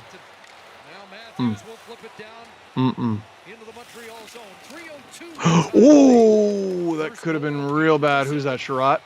That could have been real bad for Sherratt. Just win the battle, man. Foligno's out there now. I don't know if this is a line change or what. Back to the point for Riley. Foligno cycles it back behind the net. Hyman there. Riley has moved up. You'd think Sheldon Keefe would be right to stick to his big line here. They've been so good all season. They just haven't been in the series. This could be something. Hyman taken down. A bit slow to get up. Oh, Riley with the excellent keep. Oh! Soft touch! Is it loose? No, it's not. Oh, what an opportunity. That was a great play from Morgan Riley. Oh, my phone is just lighting up with swear words. None of them are from producer Drew. Sonny, classic Leafs Game 7 goaltending. In front of Carey Price, trying to peek out the rebounds there. Suzuki able to make a good play defensively, but now Toffoli turns it back, and it's coming right back towards Carey Price. And like, I really don't know what to tell you. Hyman unable to get all of it. Spezza can't find the rebound. Because Tavares is not an excuse. They won 3 straight games after that. Clearly looking like the better team. Clearly. What did they outscore the Habs? It was 5-1, 2-1, so we're up to 7-2, and then 4-0. It was 11-2 Well, you saw one good save by Campbell in games 2, 3, and 4 without Tavares. So it's not an excuse. That shift for Hyman, the puck just Foligno's injured. Twice in that area. Foligno missed some of ththose games. Answering back. And Didn't he miss at least 3? I think he missed 3, 4, 5. now. It seemed like in the first period it was hard. Muzzin's hurt. Muzzin wasn't hurt until the second period of Game 6.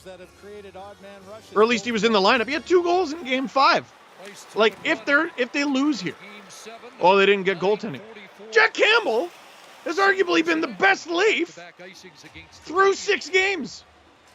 Well, you know, Through the first period of the 7th game. 3 goals, it's almost a guaranteed win. The guy Listen, Dubas is gorgeous. In the last 23 in that, But he's going to tear his hair out. At the other end, Jack Campbell, if Because you go, okay, I got the speed. I got the physicality. I got the experience. I got the youth. I got the goaltending. I got everything. What do you want from me? And if they lose this game in this series, I don't know what to tell you. That's a good attempt. Marner is going to get absolutely skewered if they lose this game. There's another one.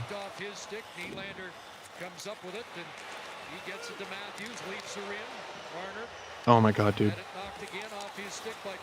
Marner in the OHL won a championship and he had enough trophies to build a fort with. So for the narrative that he's too nervous in the playoffs, like, I just want to know where it came from. Not the narrative. If it is truly that he doesn't have the bottle for this, where did it come from? When did this happen? I know people change. This was a top 5 most dominant scorer in the NHL this season. They'll get an offensive zone draw here. There's Zangval trying to start something. It's not going to work. Not going to antagonize the Habs anyway. Unexpected chaos as Matthews and Marner need to wake up right now.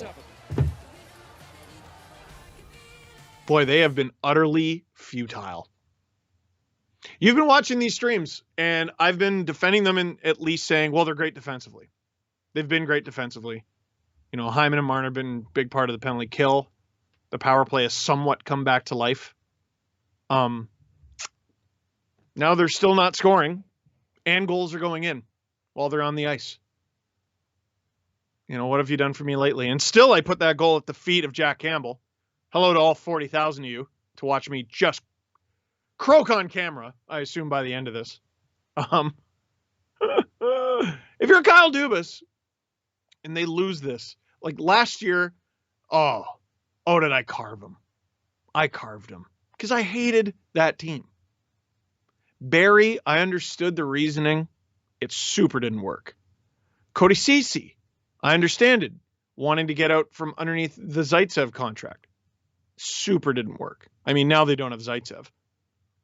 You gave a divisional rival Connor Brown. Wasn't a huge fan of that. Just so many things about that team I did not like. And it showed on the ice. They weren't good. They weren't good. They barely made the playoffs. Had we gone the full 82, we all would have been happier because there wouldn't have been a panini. But had it gone the full 82, they were in 8th when the season stopped. They might not have even made it. I hated that team, and I carved Dubas for it. After this offseason, after the way they played this regular season, yeah, I don't know. You probably shouldn't be doing that there, folks. The way they played this regular season, the issues that were addressed in the offseason, I don't know what Dubas is supposed to do. That's playoff hockey. You got to deal with the lows. Ought to be a fly on the wall. Listening to that Leafs bench. Listening to that Leafs dressing room. Brendan Gallagher has really struggled, I thought, this series. But he's such a good player. And here he is in Game 7. That's an open look for Hall. One thing about the Habs, man, when they get the lead, they really crawl into a hole. Maybe not necessarily one goal. But game 5, game 6, oh, Ben Sherratt looks like he's in some pain. That shot initially hit him before getting into Price, but he's still in some pain. Dermott gains the line, fires it around. Kulak behind the net. Will Brett Kulak have to play more minutes if Sherratt can't come back? Oh, I like that from Willie. Justin Hall for Good reaction from Hall. and back. Hall was heading to the bench, and now he's got to stay out there. Kulak plays it to the line. Hall there to turn him back, and now 2-on-1. Oh, Kerfoot, here's something. Nylander, and it's Oh broken my up God. by Joel Edmondson. You Comes to Kerfoot, It's gotta go play in net. there, and now Is that a high stick? 2-on-1. He is checked as Foligno, I think Keith is getting some more minutes here. Suzuki lays it down into the lead zone. Jack? Campbell, giveaway. Oh my God. The net is missed by Anderson as the lead's I would have ended the almost stream. I would have thrown my computer in the garbage. I would have ended the stream. I would have set it on fire. Byron taken down, Shea Weber to the net, and that one hit the Oh, side of the net, chopped out Jack, in front. get it And together, Foligno bud. will flip it away. Barry Price sends it away Here, Kyle from the Dubas, what do you do on-charging Spezza, and it when comes you from have Simmonds, different gets it personnel back to through the Goalie. years, He'll tap it to the corner. Spezza's and it's on just the and it's skate. still between the ears? What do you do? In front of the net, it came What do you up in do? front, and the Canadiens there to clear it, and it's Kotkaniemi. Out at center to scoop it down into the Toronto zone. Rasmus Sandin gets knocked down by Armia. Lands on the puck and tries to keep That's- it alive. Got help there from Matthews. Joel Armia just went tubing on the back of Rasmus Sandin. Inside position. Now the Habs have it. Back to Gustafsson and across. That shot blocked by Matthews. Up. Out it goes to center. Hyman gives chase, but Gustafsson steps up. Marner trying to take it away and does for Toronto. Here we go, Mitch. From his Oh knees boy. will roll it down into the Canadian zone.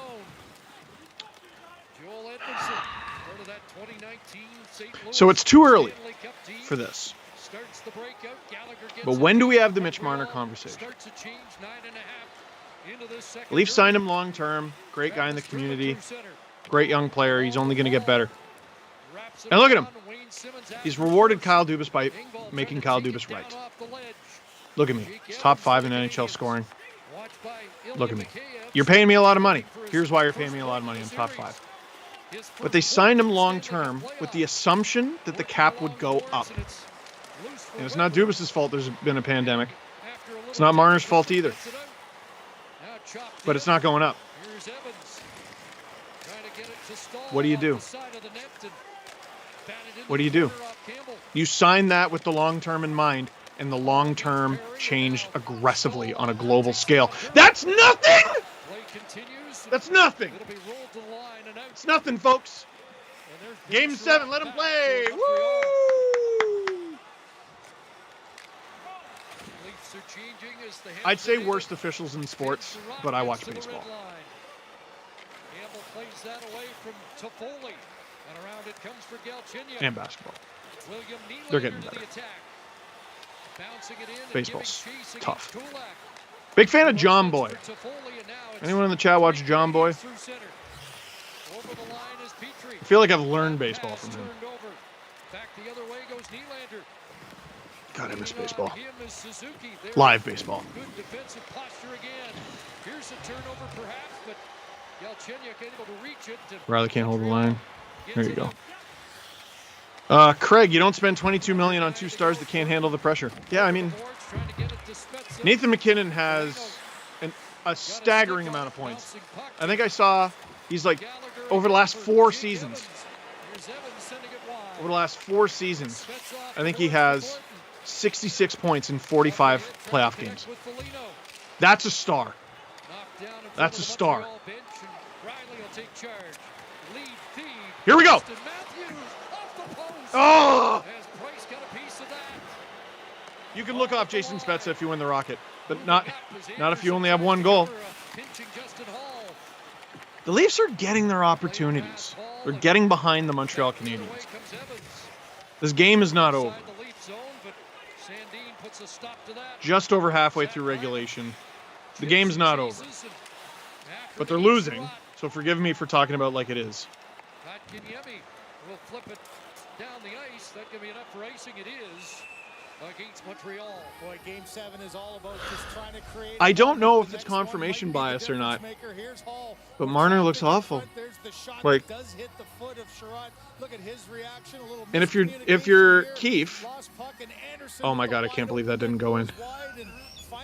Oh my God. Matthews comes in with the quick wrister, short side Oh off man, the post and out. if you're Keefe, I tell you what, Marner comes off that top line tonight at any point for any shift. The choice is made for you. You have to trade him. He's getting nearly $11 million. There it is. Oh! Justin Hall's been a bit of a man on a mission. Offensively. Lost the puck, and Paul Byron will start out for the Canadiens and roll it in. For Dermott. Trevor, Steve, you're getting heated now. I love it. Don't hold back. This team deserves it. I'm just confused. High stick. Yep, that's a face-off. Oh, you found your whistle, did you? Good for you. Good for you. It's always relieving when you find something you lost. Good for you. Good for them. Let's get a hand for the refs there, folks. Let's get a hand for the refs finding the whistle. Good for you. Listen, I wish I could get paid for off days. Steve, you're getting heated now. I love it. Don't hold back. This team deserves it from Trevor. I'm confused. Last year's team was just not good enough.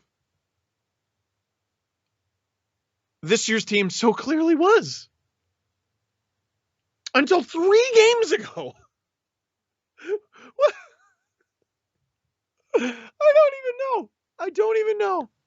You got to give the Habs credit. You got to give the Habs. Okay, so can I hammer them for being garbage through games 2, 3, and 4?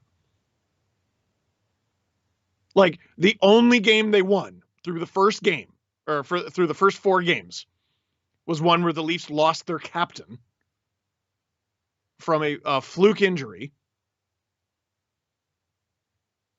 And it was still 2-1. I do give the Habs credit. They never abandoned their game plan. I just want to know what the Leafs' problem is. Isn't that it? Like, I hate to word it like that, but really, what's their problem? Click like and click subscribe, and you tell me their problem. I want.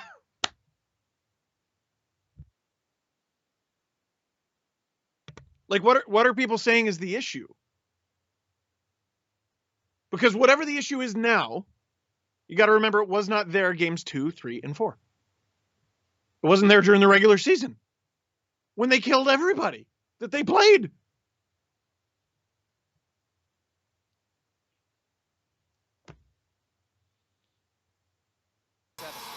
You simply can't return with this core. You can't go into every offseason going, if only this happened. Last year, you look at that Columbus series, how tight it was. If only Jake Muzzin didn't get hurt, we'd be fine. So you're going to say the same thing again? Oh! How? I just need to know how. I just need to know how. Oh, we said the importance of the face. They're haunted. One-on-one between Deneau. Scary ghosts. They're haunted. Rotation to the outside, and the rebound was right there off the blocker. A little bit of a rolling puck for Marner, and that looked floating scarily in the forest. They're haunted. Price was down and out. Climbing through your TV. They're haunted. Canadians are able to play it to the line, and it does come out. Face-offs even at 16 apiece. There is no hockey team like this on the face of the earth. TJ Brody for Nylander, and he'll send it in. Nylander, Marner, and I tell you what, folks, it's going to suck when they lose in overtime. Matthews will feed it back to the line. What? You didn't watch the last 2 games? Shut up. Don't yell at me. I can't hear you. I'm just a screen. I don't mind spinny stuff in the offensive zone. Here we go, Mitch. Be the hero, Mitch. And that shot deflected by Weber into the corner. It's chopped away from Riley, and Brody will re-rack out at center. Julian says, eat the muffin. That's the issue. Second intermission. It's coming up. Oh, hey, ref whistle. Let's go. Let's go. Find that whistle there, bud. Find that whistle. But you can see Carey Price got a little piece of that with his pad. And then here's the rebound. You even take the tag off? That thing's brand new. Oh, my God. I think Price got a piece of that. And I just rubbed my hand. I burned it last night. Make it even worse. Got a blister. You got a blister. It hurts. And I'm about to get burned by the Leafs. Listen, there's still nearly 26 minutes left in regulation. It's lots of time. My trainer just messaged me. I'm worried about you. Deep breaths.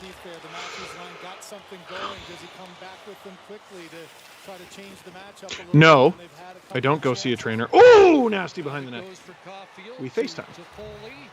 And he barks orders at me over the phone. The future. Oh, boy. I cannot, I really cannot believe that's the first penalty of the game. Make no mistake, that's a penalty from Engvall. Make no mistake, that's a penalty. It's a hole. But you saw earlier? You saw earlier. Montreal power play when we come back.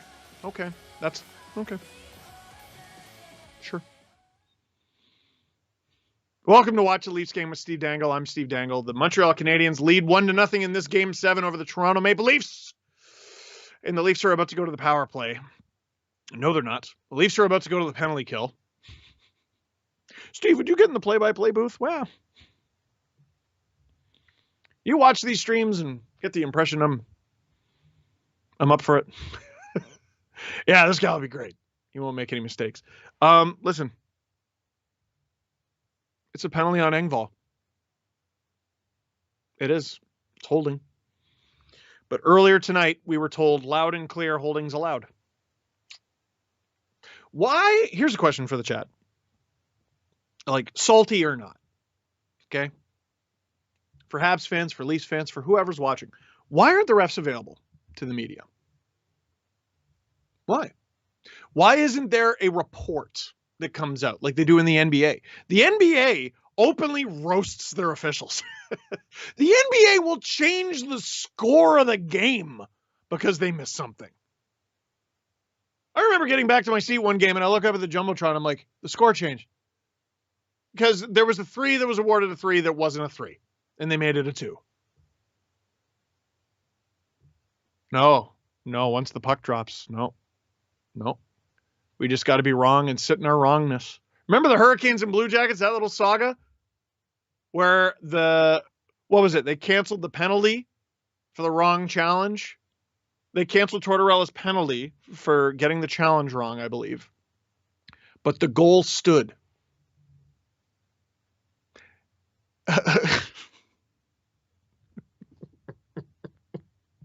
Okay.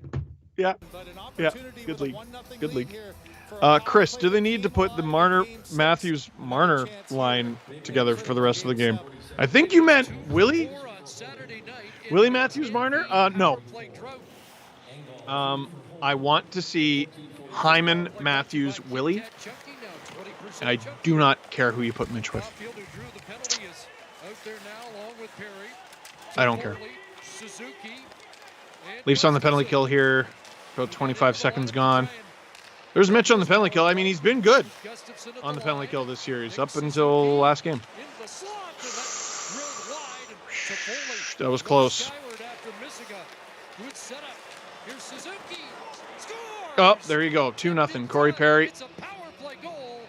Yeah, that'll be good. That'll be good if Corey Perry ends up getting the series-deciding goal against the Leafs.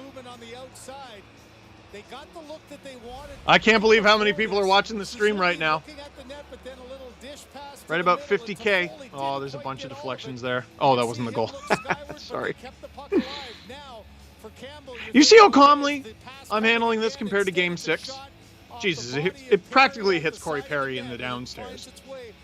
and it goes in. Suzuki can score on his own there. This time, though, Hits him in the leg. Oh! He didn't even mean to score it. I told you, I used up all my energy on Game 6. Game 6 was my Game 7. I didn't want it to go 7. And add it to the list, by the way. Add it to the list, by the way. Kyle Dubas addressed the penalty kill at the deadline. The penalty kill down the stretch was excellent. This could be a chance. The penalty killing down the stretch was excellent. It was much improved from what it was. The penalty killing in the series was excellent, and it got worse as the series went on. What do you do? What do you do? When you're a general manager, what do you do when the team in front of you was a smokescreen the whole time? Who out there? What experts were like, this team stinks? A lot of people said the Canadian division stinks.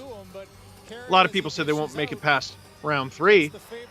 And we're all sitting here like, round 3? Wow-a-wee-wah! Let's talk about round 2 first, folks. And now they're down 2-0. Here's the great news. They've been down multi-goals in Game 5 and 6. 2 straight games. They overcame both to force overtime. Here's the bad news. They lost both. And by the way, as a Leafs historian, can I tell you what they're doing? So Game 5 and 6 was to give you hope that they could do it again in Game 7. So you're going to sit here the whole time, and you even have the memory of Game 4 in your head. It's going to be they're going to be down like 3-0, 4 minutes left, and you're going to be like, you know what, they can still do it because of Game 4 last year against Columbus and the comebacks that you've seen so far in the series. You're going to be like, you know what, they can do it, and they're going to get shut out. What do you want? Off the stick of Marner. From the corner, Nylander's on it. Still lots of time left, but like, good lord. Trying to shake the checking of Kotkaniemi, and Kotkaniemi up with the puck. Flipping it across, and Marner going after Win that battle. Loses that battle. Bounced over a stick, and here comes Josh Anderson. Bulldogging his way in. And oh! Stick on that. Matthews plays it away for Nylander, and now the Leafs get organized. Up ahead for Marner. My wife just texted me, I hate this team. My father-in-law, this is torture. Manraj, Steve, is Marner our DeRozan? Can't perform in playoffs and gets traded. Wow! What a comparison. No one ever said DeRozan was as good as Marner is, though.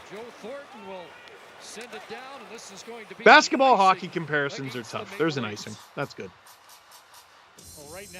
Basketball, hockey comparisons are very tough. Roughly the same amount of people on at any given time. Far smaller rosters. Josh Anderson almost makes it 3-0.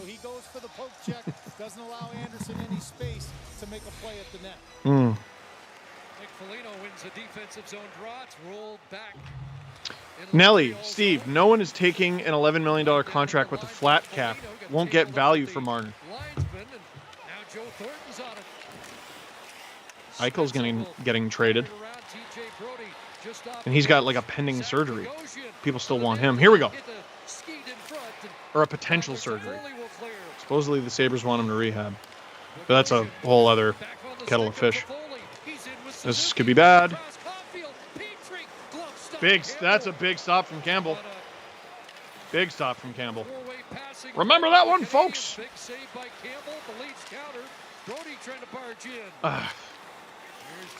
Brody was a man possessed in the third period in Game 6. Especially the back half once the Leafs were down. Buffeted along the boards by Evans.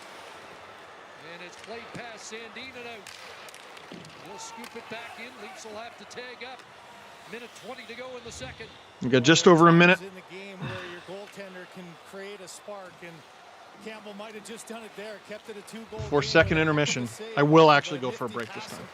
Three-way play in the offensive zone. Campbell out to stop it up for Riley.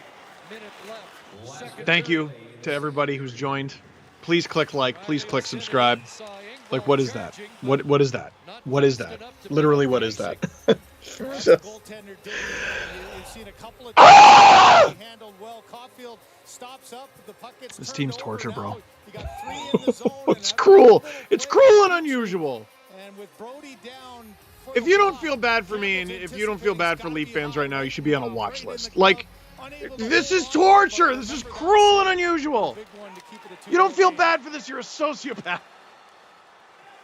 Oh. Back in his own zone. Get something before the intermission. That'd be great. Oh, to be a fly on the wall in the Leafs dressing room. Oh, who knows? Hey, let's take a look at this. It could be the Habs who get one. Come on now. Morgan Riley ahead off Mikheyev, and Philip Deneau plays it back. Riley from Marner. Unbelievable the Habs got a power play goal.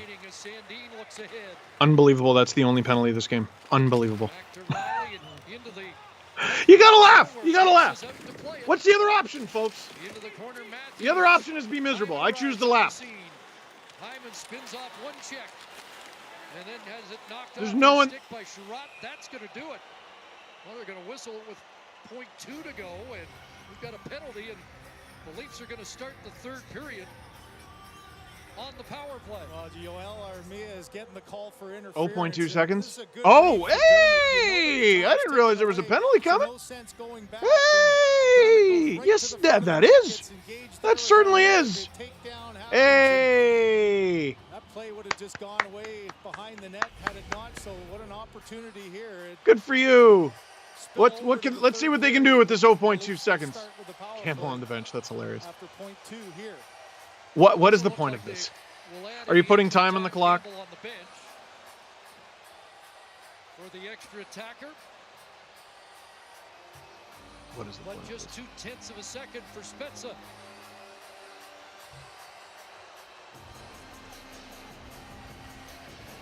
Ready to go forward. That was a ceremony. But like, through 0.2 seconds. I mean, and then Corey Perry on the power play. in the Leafs. 40 minutes. Here's Kyle.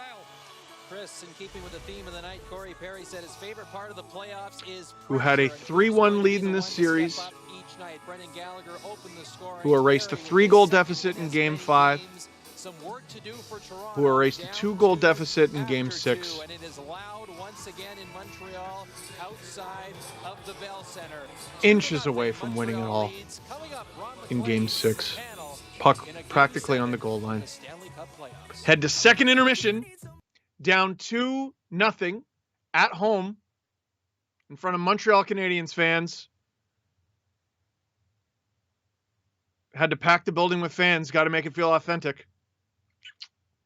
Now the Leafs, for the third straight game, have to erase a multi-goal deficit in the third period. And it's Game 7. When I tell you this team is torture, it's torture. It's torture. It's cruel and unusual torture. Oh, my goodness. I'm going to go for a break real soon. Adam A., do the Leafs maybe take a run at Seth Jones? I'm cautious about Seth Jones. I think he's going to be very expensive. And also, the fancy stats community hates that dude. He seemed pretty good by my eyes during the playoff run last year against Columbus. Sometimes I think your numbers are going to be worse if you play too much. And that was maybe the case with him. I'd be weary of that. I think I'd be wary of that. I mean, it's amazing. Has the defense really been the issue? It's unreal. It's unreal, this team. Ryan, how do you feel about the comeback now? Ryan, not so good. Pierre, the only thing still giving me hope is your muffin. For those of you just joining the stream, I have a lucky carrot muffin during every stream. And you know what? That's a great place to pause. I'm going to take my first break of this stream. I'm going to go upstairs. And when I come back, I will reveal if I'm wearing pants. And I'm also going to have a carrot muffin for good luck. Watch the Leafs game with Steve Dangle. Click like, click subscribe. I'll be right back.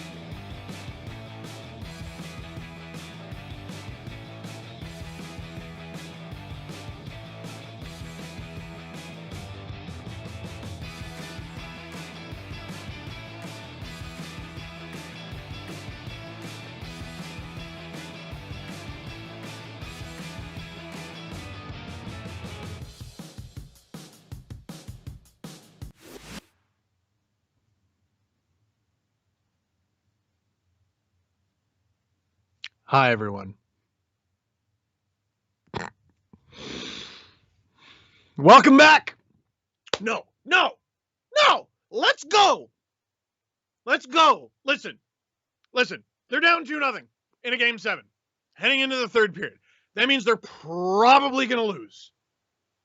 So why am I going to sit here and tell you the whole time they're going to lose? I might as well believe. I believe this long. I might as well keep going. I'm about to tweet. I'm about to hit send on a tweet. Steve, how are you so calm? I've been getting that asked that a bunch of times. Practice. Been here an unbearable amount of times. I don't know. Let's see what the third holds. Why be sad? Until they lost, why be sad? They might not even lose. I tell you what. For good luck, here we are. It's actually the Leafs, I believe, have outscored the Habs by a fairly large margin after I've had the carrot muffin of good luck. Could have probably moved it up to first intermission. That might have helped them this series. Here we are. Maybe they come back. Maybe they win. Maybe they get shut out in a deciding game for the second consecutive year.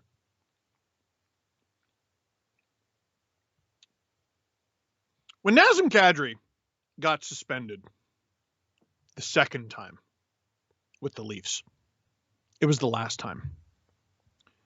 And even though that trade has been hot and cold in the minds of Leafs fans, it's looking a little better now that he's been suspended a third time. No disrespect to producer Drew. Everyone understood at the time that Nazem Kadri traded Nazem Kadri. He did. He gets suspended the one time. You choose to bring him back because you believe he won't do it again. He does it a second time. The decision is made for you. Because if he does it a third time, it's 100% your fault as the general manager, right? Are the Leafs making another decision for Kyle Dubas?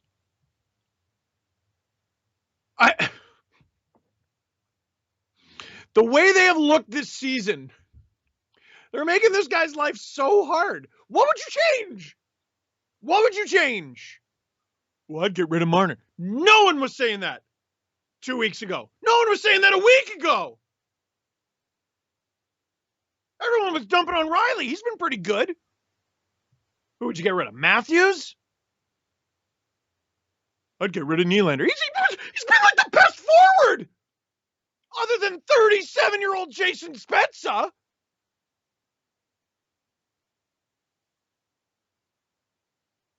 Like, even the Foligno trade, which if they lose here tonight is going to look horrible. A first and 2/4 in a 3-way deal. That deal is going to look horrible. That guy got hurt. Right? So from an individual standpoint, right? You know, Tavares getting hurt, Muzzin getting hurt. There are injuries in the playoffs. Fluky, dirty, however they happen, right? From an individual standpoint, looking at the Foligno trade, Foligno got hurt. Foligno didn't mean to get hurt. Dubas didn't mean for him to get hurt. What would you change? And by the way,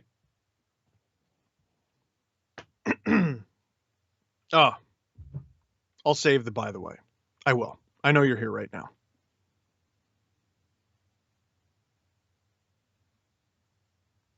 Oh, jeez. The production staff, producer Soup's like, we love you, man. It's been great working with you. It's not done yet. Listen, before I get to your questions, while you're here, I'm fully understanding. Listen, you're here to watch the Leafs game, or you're here to watch me freak out about the Toronto Maple Leafs. I've been relatively calm so far. Let's be honest. You know, it's coming. It's coming. But while I have this huge audience here, okay, while you're all here, you're watching on YouTube right now, there's a description. In the description, our top link, I believe it's the top link, is a donation link. This week, the bodies of 215 children were discovered at a residential school in Kamloops, British Columbia in Canada. Canada has a lot of explaining to do. A lot of explaining to do. And that's maybe a conversation for someone a lot smarter than me. But I asked a friend, I go, how can we help other than gestures, changing your profile picture, putting on an orange ribbon, etc. Those are fine. But how else can we help? What is a charity that you trust? And he directed me towards the Residential School Survivor Society. So there's the link down below. Click it, donate it if you can. It would be much appreciated. So without further ado, let's get to your questions before the third period begins of this Game 7 between the Montreal Canadiens and the Toronto Maple Leafs. Dan, can Wayne Simmonds fight Ben Sherratt to save the Leafs season? It worked in the first game of the season. Leafs down multi-goal leads. The Leafs have erased an unbelievable amount of multi-goal leads from the Montreal Canadiens. They did in the first game of the season. They're down 3-1. Wayne Simmonds fights Ben Sherratt. They end up winning 5-4 in overtime. Riley with the OT winner. I just want to see Wayne Simmonds fight Ben Sherratt. I'd feel better. Like, wouldn't you? I'd feel better. Joan, I just don't understand, Steve. They didn't play like this in the regular season. What's changed? The playoffs began. They were unbelievably, undeniably the best team through 4 games. Who's the Habs X factor? Eric Gustafsson? What happened? Is he a wizard? Are they under the Imperious curse? Did he use a jelly legs jinx? Leafs have 1 period left to get this done. 14 shots through 2 periods. Unacceptable. Down 2-0. Unacceptable. But they got a power play here. The big guys are on the ice. They have to perform. There is no other option. You don't, you lose. You don't, you go home. Oh, Zach Hyman, very good tip, very close. Good setup from Marner, credit where it's due. He's been getting hammered this game. And what are you supposed to feel bad? He's a star. Oh, I already got a friend text me that he's bailing on the game and he's going to play StarCraft. That game is several years old. And still better. Carey Price clears it. After a pretty good start to this power play, the Habs are clearing them out. I don't see how you can't just leave this unit out there the whole time. Unless they're garbage, which is also possible. Oh, and they've already changed. Apparently stayed onside, and now Montreal sends it 200 feet. Yo, this team. Listen. I'll tell you after the power play. I have something I want to show you. I have something I want to show you, chat, after the power play. At first commercial break, we're going to have to play Steve wearing pants. Because we forgot to do that second intermission. And by we, I mean me. I forgot. Here we go, Jason. There it goes, Jason. Great play from, I think that's Jake Evans.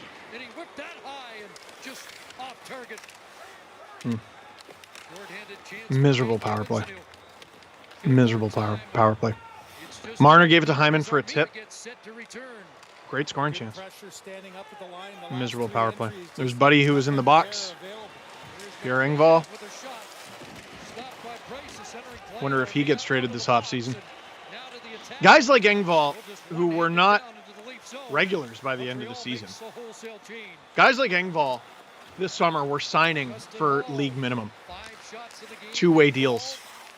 But he had a really good start to his NHL career in 2019-2020 season before everything shut down. He signed an extension, and then he virtually did not get a point after that. He had 1 goal, and it was against David Ayres. And decided to fun fact about that It's goal, Carey it gave Price David on Ayers the win. doorstep. Kelly talked about his aggressiveness here. He just gets that. There's the chance. Oh, touch Price didn't around even make the foot of save. It Hyman, hit his so skate. Even if he's able to get a piece of it, you know, you're right tight up against the man in front. And Price has done Engvall, what sorry. he's So anyway, Engvall, done so 2-year often, deal. been I able think to this is shut year the 1. door in So he's got big another year games, left. and he's been excellent At throughout this one. 1.25.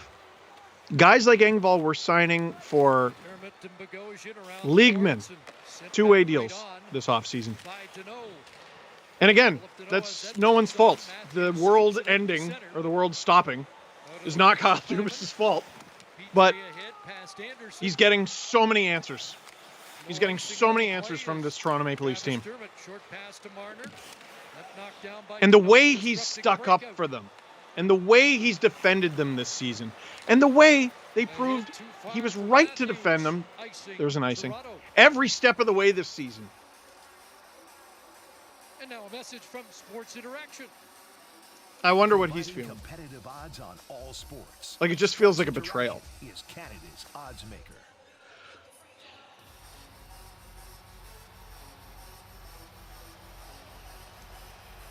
Not that Cadre's the best Avalanche, but like the Avs don't have Cadre,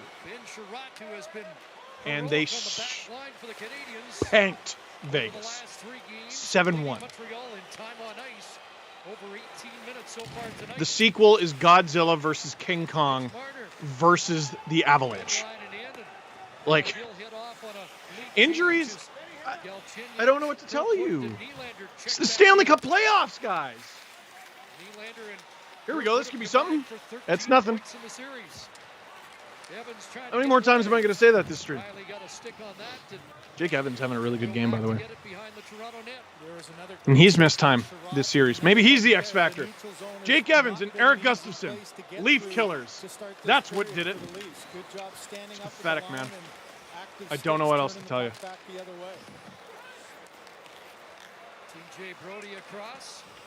This is what I was going to show you.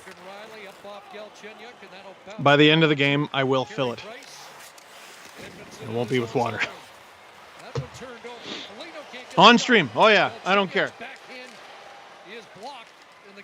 If you're one of my bosses, you have the next 15 minutes, 40 seconds of gameplay to tell me to not have this red Solo Cup full of something. Otherwise, I'm filling it. And I'm not going to feel bad about it. Campbell out of the net to play this. Rasmus Sandin. Like right now, you can't even be like, oh, Jack Campbell, garbage. That first goal shouldn't have gone in. Right now, it's the game-winning goal. And they have 17 shots. Second consecutive year, they've saved their worst game of the series for the last and deciding game. There's still 15 minutes left. Like, I know anything can happen. But I've been watching the Leafs for so long, and I've watched them do this so many times, that being like, oh, there's still lots of time left in the game, I feel like an idiot. Ricochets to Dermott. Now off Simmonds, and Evans with a clear. Gallagher sprinting after it. And Bogosian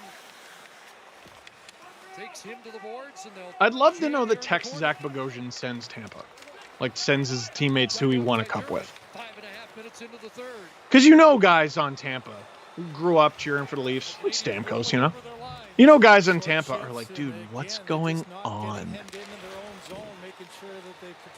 And I imagine his answer is, I don't know.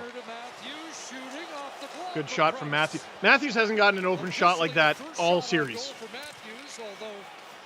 Stop by Price. Anytime now, bud.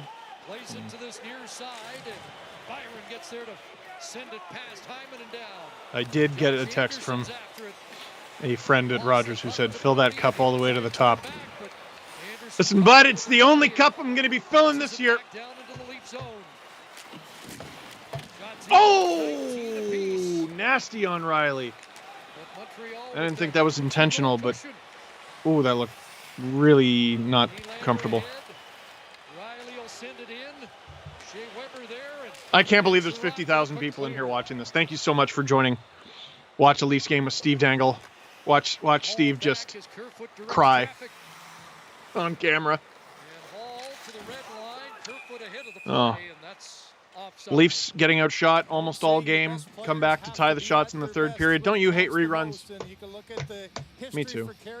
In winner take all games, Carey Price 6-2, 941 save percentage, 2 shutouts.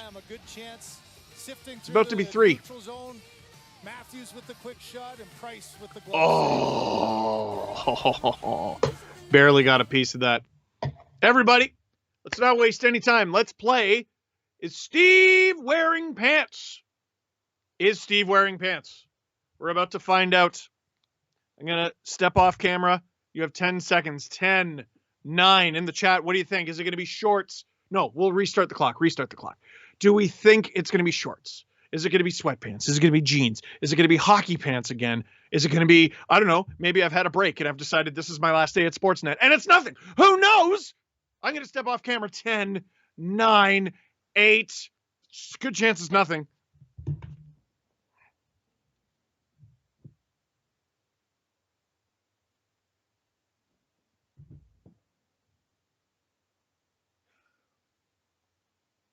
My lucky sweatpants. Dangle Navy. Super lucky. There's me showing my whole bum. Like the entire roster. There it is. Steve wearing pants. Don't worry, boss. Still am. For now. There's lots of regulation to go. You know what? You know what? You know what? You know what? No. No. I'm not allowed to show it on camera. I'm not going to show it on camera. Nope. You are not doing this to me again and have me not fill this up in your chest. This team, watch a Leafs game with Steve Dangle. I'm Steve Dangle. Click like and subscribe before we get kicked off the internet. I am not doing this again. Man, in past years, when I haven't been on stream, this wouldn't be the first. All right, root beer. Who likes root beer? Me. I got all over my playoff beard. I am never going to know if I can grow a beard. I'm a 33-year-old man. I'm never going to learn if I can grow a beard. I grow it for 2 weeks every spring and shave. Shot blocked by Sandin. Now Evans. Isn't it unreal that I still want them to win? Did you hear my reaction there? He'll play us past Edmondson and head back to the benches. Under 13 minutes to go now. Evans sends it down into the Toronto zone. Out of the reach of Riley at center. 7.5 into the third. Getting messages that just be careful. I am being careful. You don't see the red cup. You don't get it. You see the hat. I am Mrs. Nesbitt. I feel like Buzz Lightyear, like when he was coping with the fact that he's a toy. Here we go. Get in the net. Why not? What? Where is it? Price had no idea where it was. Okay. It's at the point for Brody. All right. Matthews whipping it just wide. How about you get in the net? Trying to center it. Why don't you want to get in the net? Anderson, that's your home. You had no problem going in there in the second. In that specific net. Oh, you don't like it now? You're too good for the net, are you, Puck? Get it down into the Leafs zone, but a couple of close calls there. Yeah, one turnover creates a couple of chances. I'm a dad now. My tolerance. Get it past Matthews in the neutral zone, but man, what a save again by Carey Price. No, he's offside. Just spinning offside was Mikheyev at the line. You know, this line has been so frustrated with not having a lot of open ice, but here in the neutral zone, a turnover created a chance. There's a all right. nice shot by Matthews. Let's get to some of your questions there, folks. I can't believe there's 50,000 people in here. Here's the drop pass, though. What's Price's reaction? Kelly's talked about it off, and that one he what a stop by Price. Get out of here. To go up and over the shoulder, but Price's positioning. Zach, it's about time we stop blaming the coaches and general managers. This one's on the players. Oh my God.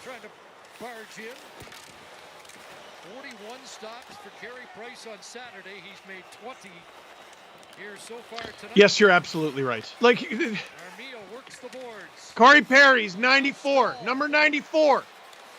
Joel Armia, number 40. Corey Perry, 94. Useless. William McKay Unbelievable, this team. got upended as he tried to skate out. Shocking. And Zach Bogosian has some room. They're So Canadians shocking. Start a change. And they changed the players, they changed the personnel, they finished first. Diagonal shooting and What do you want? after it. Tyler Toffoli there for the Canadians. And it's Nick Suzuki. Holy walnuts, what do you hear, what do you say? Guided out to center ice, played back in by Sandin. So Spezza takes another turn with Kerfoot to Nylander. Sheldon Keefe looking for Listen, some spark. I feel like the violin players from the Titanic, the movie. Listen, I want to at least go down making great music and looking good. Gentlemen, it has been an honor playing with you tonight. God, the movie's weird. But it was the 90s. Both teams have had a power play. We were like weird movies on 2 VHSs. That makes sense to us. That's what the 90s was. As we approach the midway Hey there, guy says, what are your thoughts on the NHL centralizing contracts to get rid of the tax advantage? It's never going to happen. Well, what happened to Mikheyev there? Looked back, but it was Sheldon Keefe who was, as the play was going on, was a little bit more animated than even that. That was after. Was that Kevin? Let's go now. the veteran Eric Stahl. He's calling for a trip. The draw. Buddy, you're in the Stanley Cup playoffs. Brody drives the lane. Nothing's a penalty. TJ Brody injury. Except for the second hold of the game. That's a penalty. Now Hyman after it against Not the Jake first, Evans though. along the boards, and Brody active as well. Comes to the near side. Morgan Riley down the boards. Folks, click like, click subscribe Jake Evans for more great content, including Dang It's, past Brody and out. which I will be shooting tomorrow. It's essentially bloopers. It's basically things that make you say dang it. Brody. Now Riley's in. And it's things that make you drink out of a red solo cup on stream in front of 50,000 people. Tap that pass, Brody and out. I am the answer Shea Weber ahead. to why it's dumb Here's Byron to bounce it down. say, Kotkaniemi first to it. what you're going to do in 5 years. Barry Kotkaniemi with Brody on him. I'm why it's dumb Loose for Thornton. to ask 17-year-olds what to do with the rest of their life in high school. I did not think drinking Back to the line, Bogosian. out of a cup Travis Dermott to the net. And off the in stick front of goes 50,000 people was going to be my lot in It life. comes for Bogosian. I also saw myself being far happier with the Leafs. You got to remember, this was back in high school, Foligno and Thornton at the line. back when they won a Dermott playoff series. unable to hold it in. The last time they won a playoff series, I was in grade 10.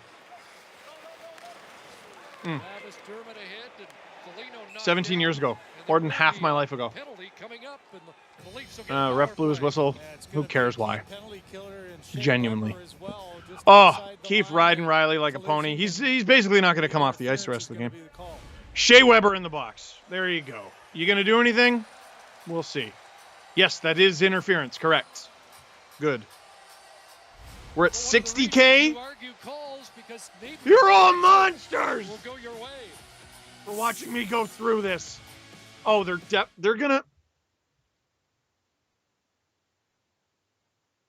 I really cannot believe. Oh, it's when I looked up, there was no more Leafs game. Hi, Steve Dangle here. Watch a Leaf game with Steve Dangle, and I really cannot believe the Leafs are about to score here. They're gonna get one. It's gonna go to their legs. They're gonna get two. They're gonna force overtime. I don't even know. I don't even know. You know what? Okay. There's too much moaning going on right now from me, from a lot of Leafs fans. Justifiably so. You cheer for the Leafs. It's terrible. But there's a lot of moaning right now, and there's still a hockey game going on. So what do you do? What do you do? You use your speed, you use your size. The Leafs have done a better job getting behind Montreal.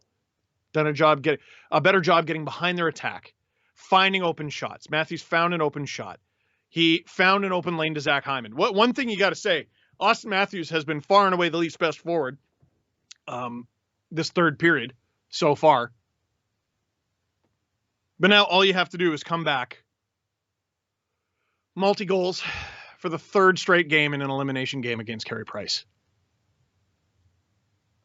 And then when you come back, by the way, you got to win.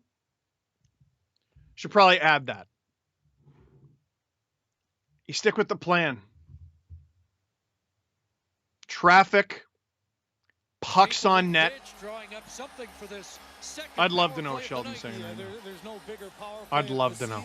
Right now than this one as you try to cut the lead to one. So much honest to goodness, like maybe for the rest of the game, at a certain point, there should be one defender on the ice. Got to be feeling anxious not being able to be a part of the gang here.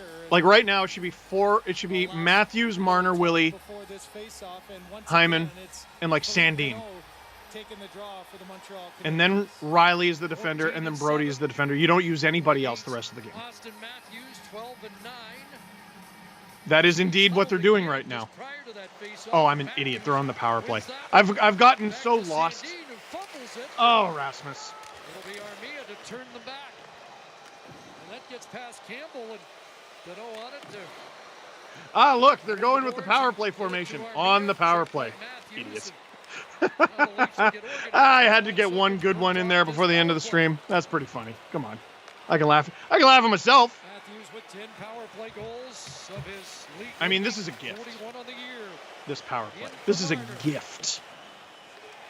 You have to score here. For Marner. There's Evans along the board. Sandin able to keep it alive. Oh, this could be good. This looks good. Woo! Ah, shoot! And that one goes high. Where is it? May have hit some of that heavy traffic in front. Back to Matthews. Oh, yeah. Oh, that was a great play. Comes across. Great keep. Back to Matthews again. And Sandin was that how you drew it up? Yeah. Oh, poise from the youngster. Oh, great. This power play is easily their best one of the game. Still 45 seconds of power play time. Mitch Marner. And that pass rejected. They're going to attack Marner, and you're going to have the front of the net. Oh, big save by Price. Jack, come out and play it. Attack. Don't even bother with the second unit. Effective power play getting pucks to the net, but boy, Carey Price. I guess you have to. Opportune time was the you got to keep those guys fresh. You need two. Oh, keep it. Regathered by Simmonds. Final 10 seconds. There's no one in front. Weber getting set to return. There you go. Morgan Riley. This is dangerous. Thornton. On. Thornton in front. On. No shot from Spencer. On. Weber's back out. Now Kerfoot shrugged away by Price. In behind I thought he was celebrating for a second. Simmonds Did you? I did. Spence unable to center it. Simmonds really good power play, and they don't convert. It's a terrible shot from Thornton. And the Canadiens get it out. 6:20. Shots are now 26-20 Toronto. 6:20 away from losing in Game 7 again. Shots 12-2 for the Leafs. Joke. Losing Game 7 again. Losing in the first round of the playoffs again. Getting shut out in a deciding game again. 6 minutes to go. 6 minutes to make that not true. Sends it back in. Pushes on by Toronto. Engvall. Pierre Engvall out for maybe his last shift as a Leaf. I'm not even kidding. Where Foligno is able to take it away from Weber. Now McKayev. Breathe it in. Trying to shake the checking of Stahl. Unless he scores here. Stahl wins the battle, and it's Caulfield to send it away at center. And a bounce Oh, on dear. Here's Armia. Kicked away by Big Campbell. save from Campbell. Mark that one down. Justin Hall along the boards, and now Gallagher comes up with it for the Canadiens. Late pass, High Gallagher, stick. Engvall, and McKayev. Lucky to get the clear there. I thought that was a high stick. Edmondson sends it deep, and Marner back on the ice. It's a bit hoppier than I usually like. But, oh, there's some more in the can. I didn't even realize. Looking to spring Hyman. Well, let's fill that up. No, there's no more in the can. And that one over the glass, but All right. We're going to get a face-off here. Looks like we're going to get a break. Rory. Oh. No, let me be a broadcaster about this. As we head to TV timeout, all the opportunities you had to shoot, and you shot it at Zach Hyman's buttocks. Puts the pad down. 2-0 Montreal with 4:56 to go.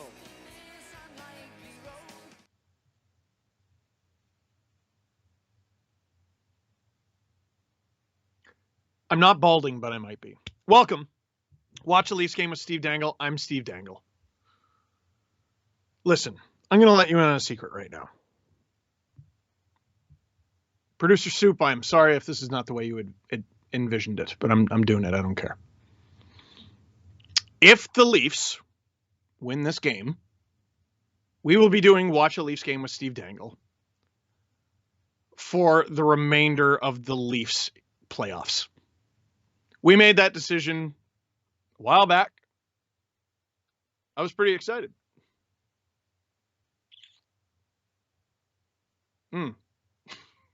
Right now it looks like 7 games. We'll see.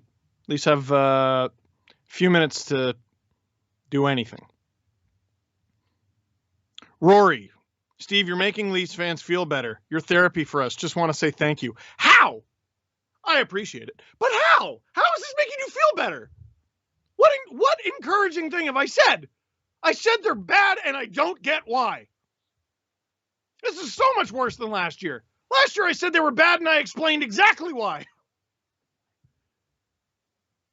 The Leafs have made the regular season impossible to enjoy. How am I supposed to enjoy next regular season if they get eliminated tonight? How? How am I supposed to enjoy it? You finished first. You were the better team through 4 games, far and away. You're going to blow a 3-1 series lead. You're going to get shut out in an elimination game. And next year it's going to be 82 games instead of 56. So it's going to be extended, meaningless hockey. Or are they starting at home against Montreal, Chris? You still feel better? Riley out there with Sandine. Gallagher takes it. Under 5 minutes left. 450.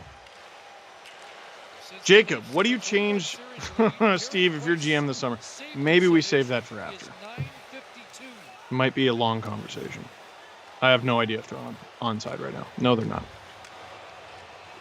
Jay Weber steers that to the Leaf line, and Rasmus Sandin out there getting time late in the game here with the Leafs. I would really like to keep doing this. I would really like to continue watch a Leafs game with Steve Dangle. I really would. And we'll get to, should the Leafs tie this up and go to the second round. But folks, right now it's not looking very good. I wanted this to go round 2. I wanted them to beat the Jets. I wanted this to go round 3.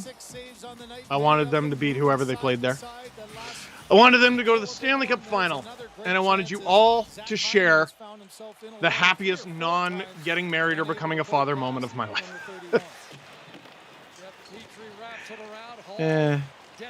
No such thing. Not yet. They have 4 minutes to tie it. And then we'll see if they actually win it after tying it. There was less time left when the Leafs mounted their comeback against Columbus in Game 4.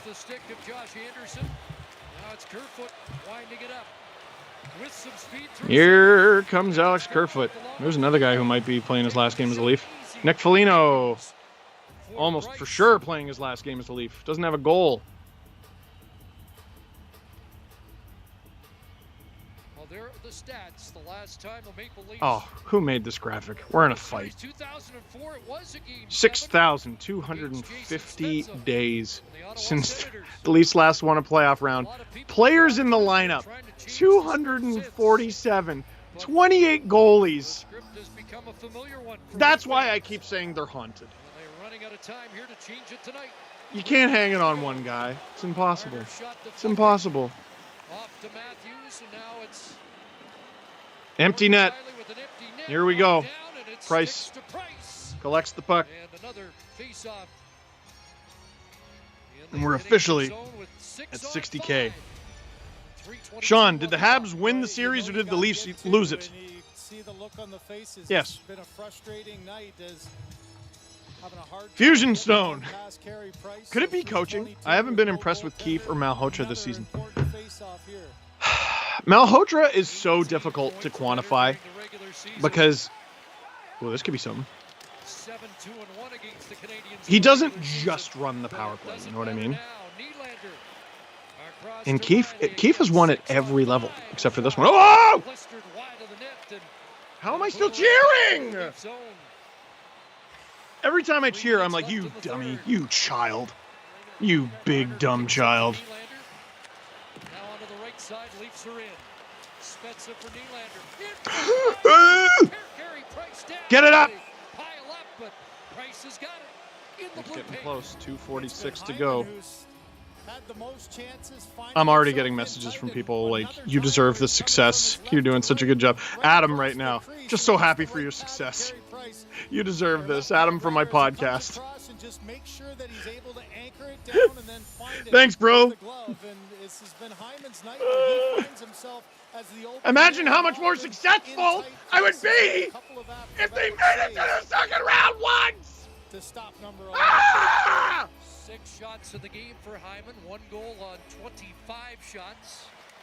I should have paid more attention to shot class. 1 goal on 34 shots in the series. I think I Empty dropped net, shot Tyler class. Toffoli And there it is. scores, and it's 3-0 They're about to lose 3-0 Montreal, and they'll punch their ticket to Winnipeg. in game, well, in a deciding game. For the second straight year. Toffoli's the recipient, but it's the battle along the wall. It's a Was that Tyler Toffoli who up scored? for grabs. Let me tell you a It's fun the Tyler Canadiens. Toffoli story. Watch I don't Stahl care if he jump scored. into this play and keep it Let me tell you a right fun there. Tyler Toffoli Misses story. it the first time. Now he gets support He's doing a book from signing Danault, at and then a chip Costco in instead Oshawa. of throwing it down the ice, And this gets man into the walks up sure with hands LA of Kings Toffoli, everything. and LA Kings jacket. that look says it all from Listen, his I can body lip read perspective, under a but mask, what and that was battle F in off. the face-off dot in the defensive zone. There's So some anyway, critical sorry, I was at Oshawa, It's a Costco, Montreal doing a win book on signing. that battle that makes it And this 3-0. man walks up, LA Kings everything, LA Kings jacket, LA Kings hat. And he comes up to me, he goes, "Are you Dangle?" I go, "Yep." He goes, "I'm Tyler Toffoli's dad." I said, "Oh, that's so cool." And we talked for a couple minutes. And then I go, "You want a book?" And he goes, "Oh, no." Now he's a Hab. That's what Montreal was able to do in Game 5 and kickstart this dramatic comeback. Pass broken up. Oh, hey, here we go. Hey. Ole, ole, ole, ole. Ole. 2 minutes to go and Campbell back I really to the can't bench believe we're doing this for again. the extra attacker. The Leafs, like, it was 3-1 override, it was 4-1. Who won't let him by. Now Marner's on it. I want to see Matthews get in a fight. Marner got it to Hyman. I just want to know if someone's as mad as I am. Scores. Oh, good for you. Nylander gets one. Good for you. Ah, you didn't get shut out. 36 left. You didn't get shut out. They don't get shut out for the second straight year this time. Minute 36 to go. Hooray! Come down below, gets this pass, and then just saucers it up to an area. It clips off the stick of Matthews right onto the doorstep for Nylander. The quick release with all I just got kinds of such a confidence. depressing text. And it gets interesting, doesn't Rob it? Malloy, who does the captions for all my videos, I caption my LFR videos. Well, Rob does. What was it, 3-3? Goes, "Do you want me to start getting clips for the last game of the season?" I always do a clip show You just felt that at the end of my last LFR. Carey Price, though, didn't you? The way that he's been able to track the puck and make the saves. And I have not done that. Here they come, and there goes Campbell back to the bench. I haven't had the time, Extra attacker once again.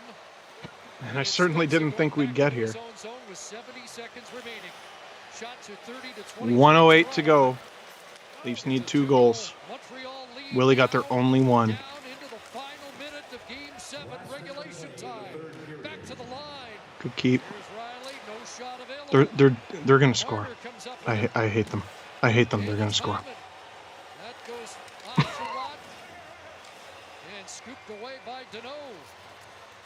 Evans Or out they're gonna for allow the another Lions. empty netter. First. Off the boards and out, and Danault has to wait for Evans to get onside. Yeah, that's a good stop. O'Reilly knocked that away from the open net, and now a hit for Matthews with Nylander. They'll go to the end. 27 seconds. Listen, folks, it's been a pleasure. Montreal is able to clear. I am so sad that this is stopping. Zone. Clock is I really was looking forward to a good long run with you guys. Kerfoot's in. Big shout out producer Drew, who I just bother absolutely every day. Hat picks, Dangles, these streams, everything. Big shout out producer Stu. Shout out producer Soup. Producer Steph. Everyone at Sportsnet who made this happen. Everyone who joined us. Thank you so much. You made it special. Sorry, Joe. Not this year. The Montreal Canadiens, who were down 3-1. 3 games to 1 in this series. Win game 5, win game 6, win game 7 in Toronto, and they had to do it in front of fans just to do the thing properly. No other team had done, giving up 2-goal leads in game 5 and game 6 only to win them from there, and gave them a chance. The one thing they've improved on over the years is at least this team is going to salute the fans instead of storming off like spoiled children. That happened. As they celebrated Montreal, they got through a storm and out the other side to make the playoffs. And I mean, now have come back from 3-1 down for the 3rd time listen, in team history to oust. You don't go to their Instagram pages, which I can already tell you're going to see. I've seen this movie too many times. Like, people who go to players' Instagram pages to chirp them, you should be put on a watch list. Like, you're a sociopath.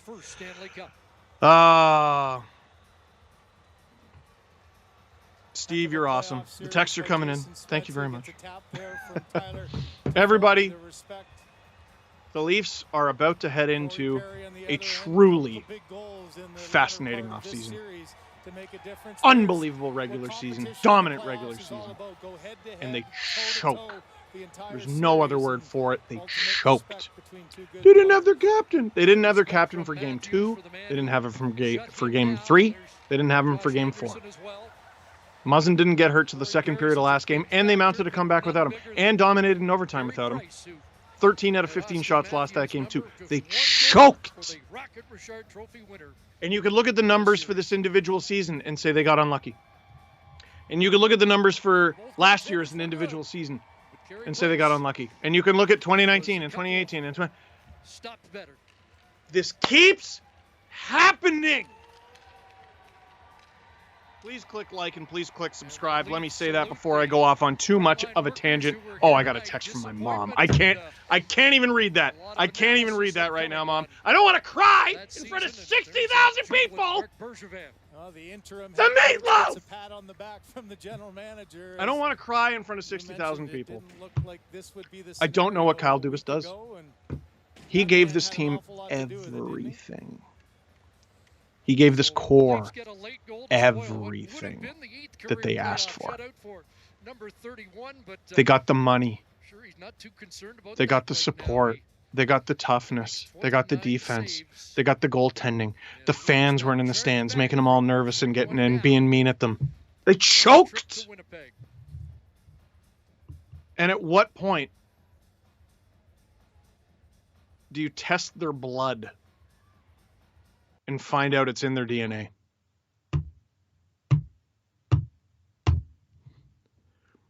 Salute. Slanjava for my Scottish listeners.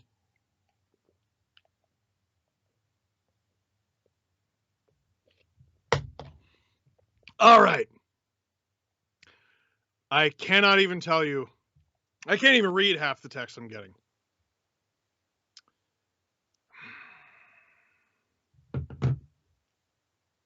Well, I'm going to be uploading an LFR video tonight. Might as well crack another one. I don't know what to tell you in the LFR that I haven't already told you on this stream.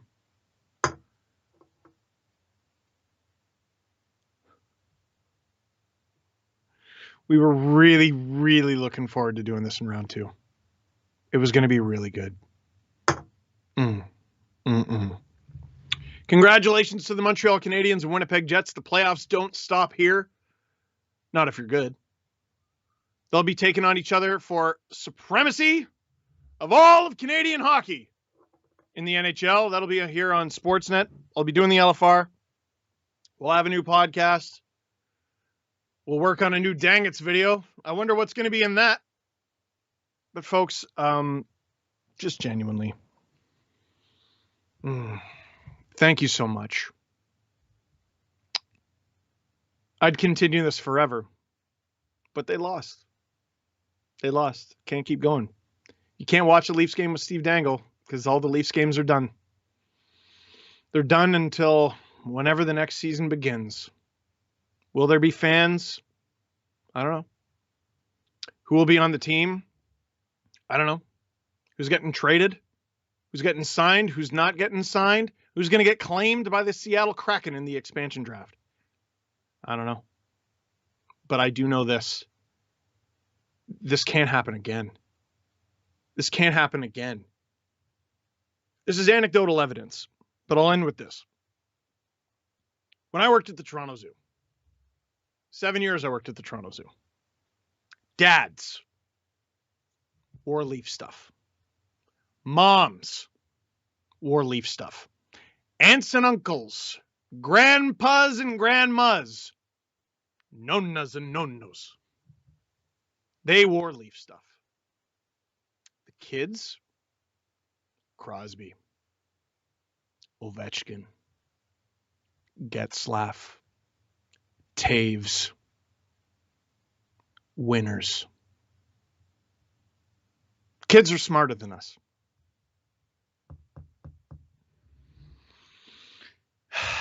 Thank you for joining us. God, I wish this was still going. I got to cut it off here. I'll just rip the Band-Aid off. Thank you so much for joining us. Click like, click subscribe.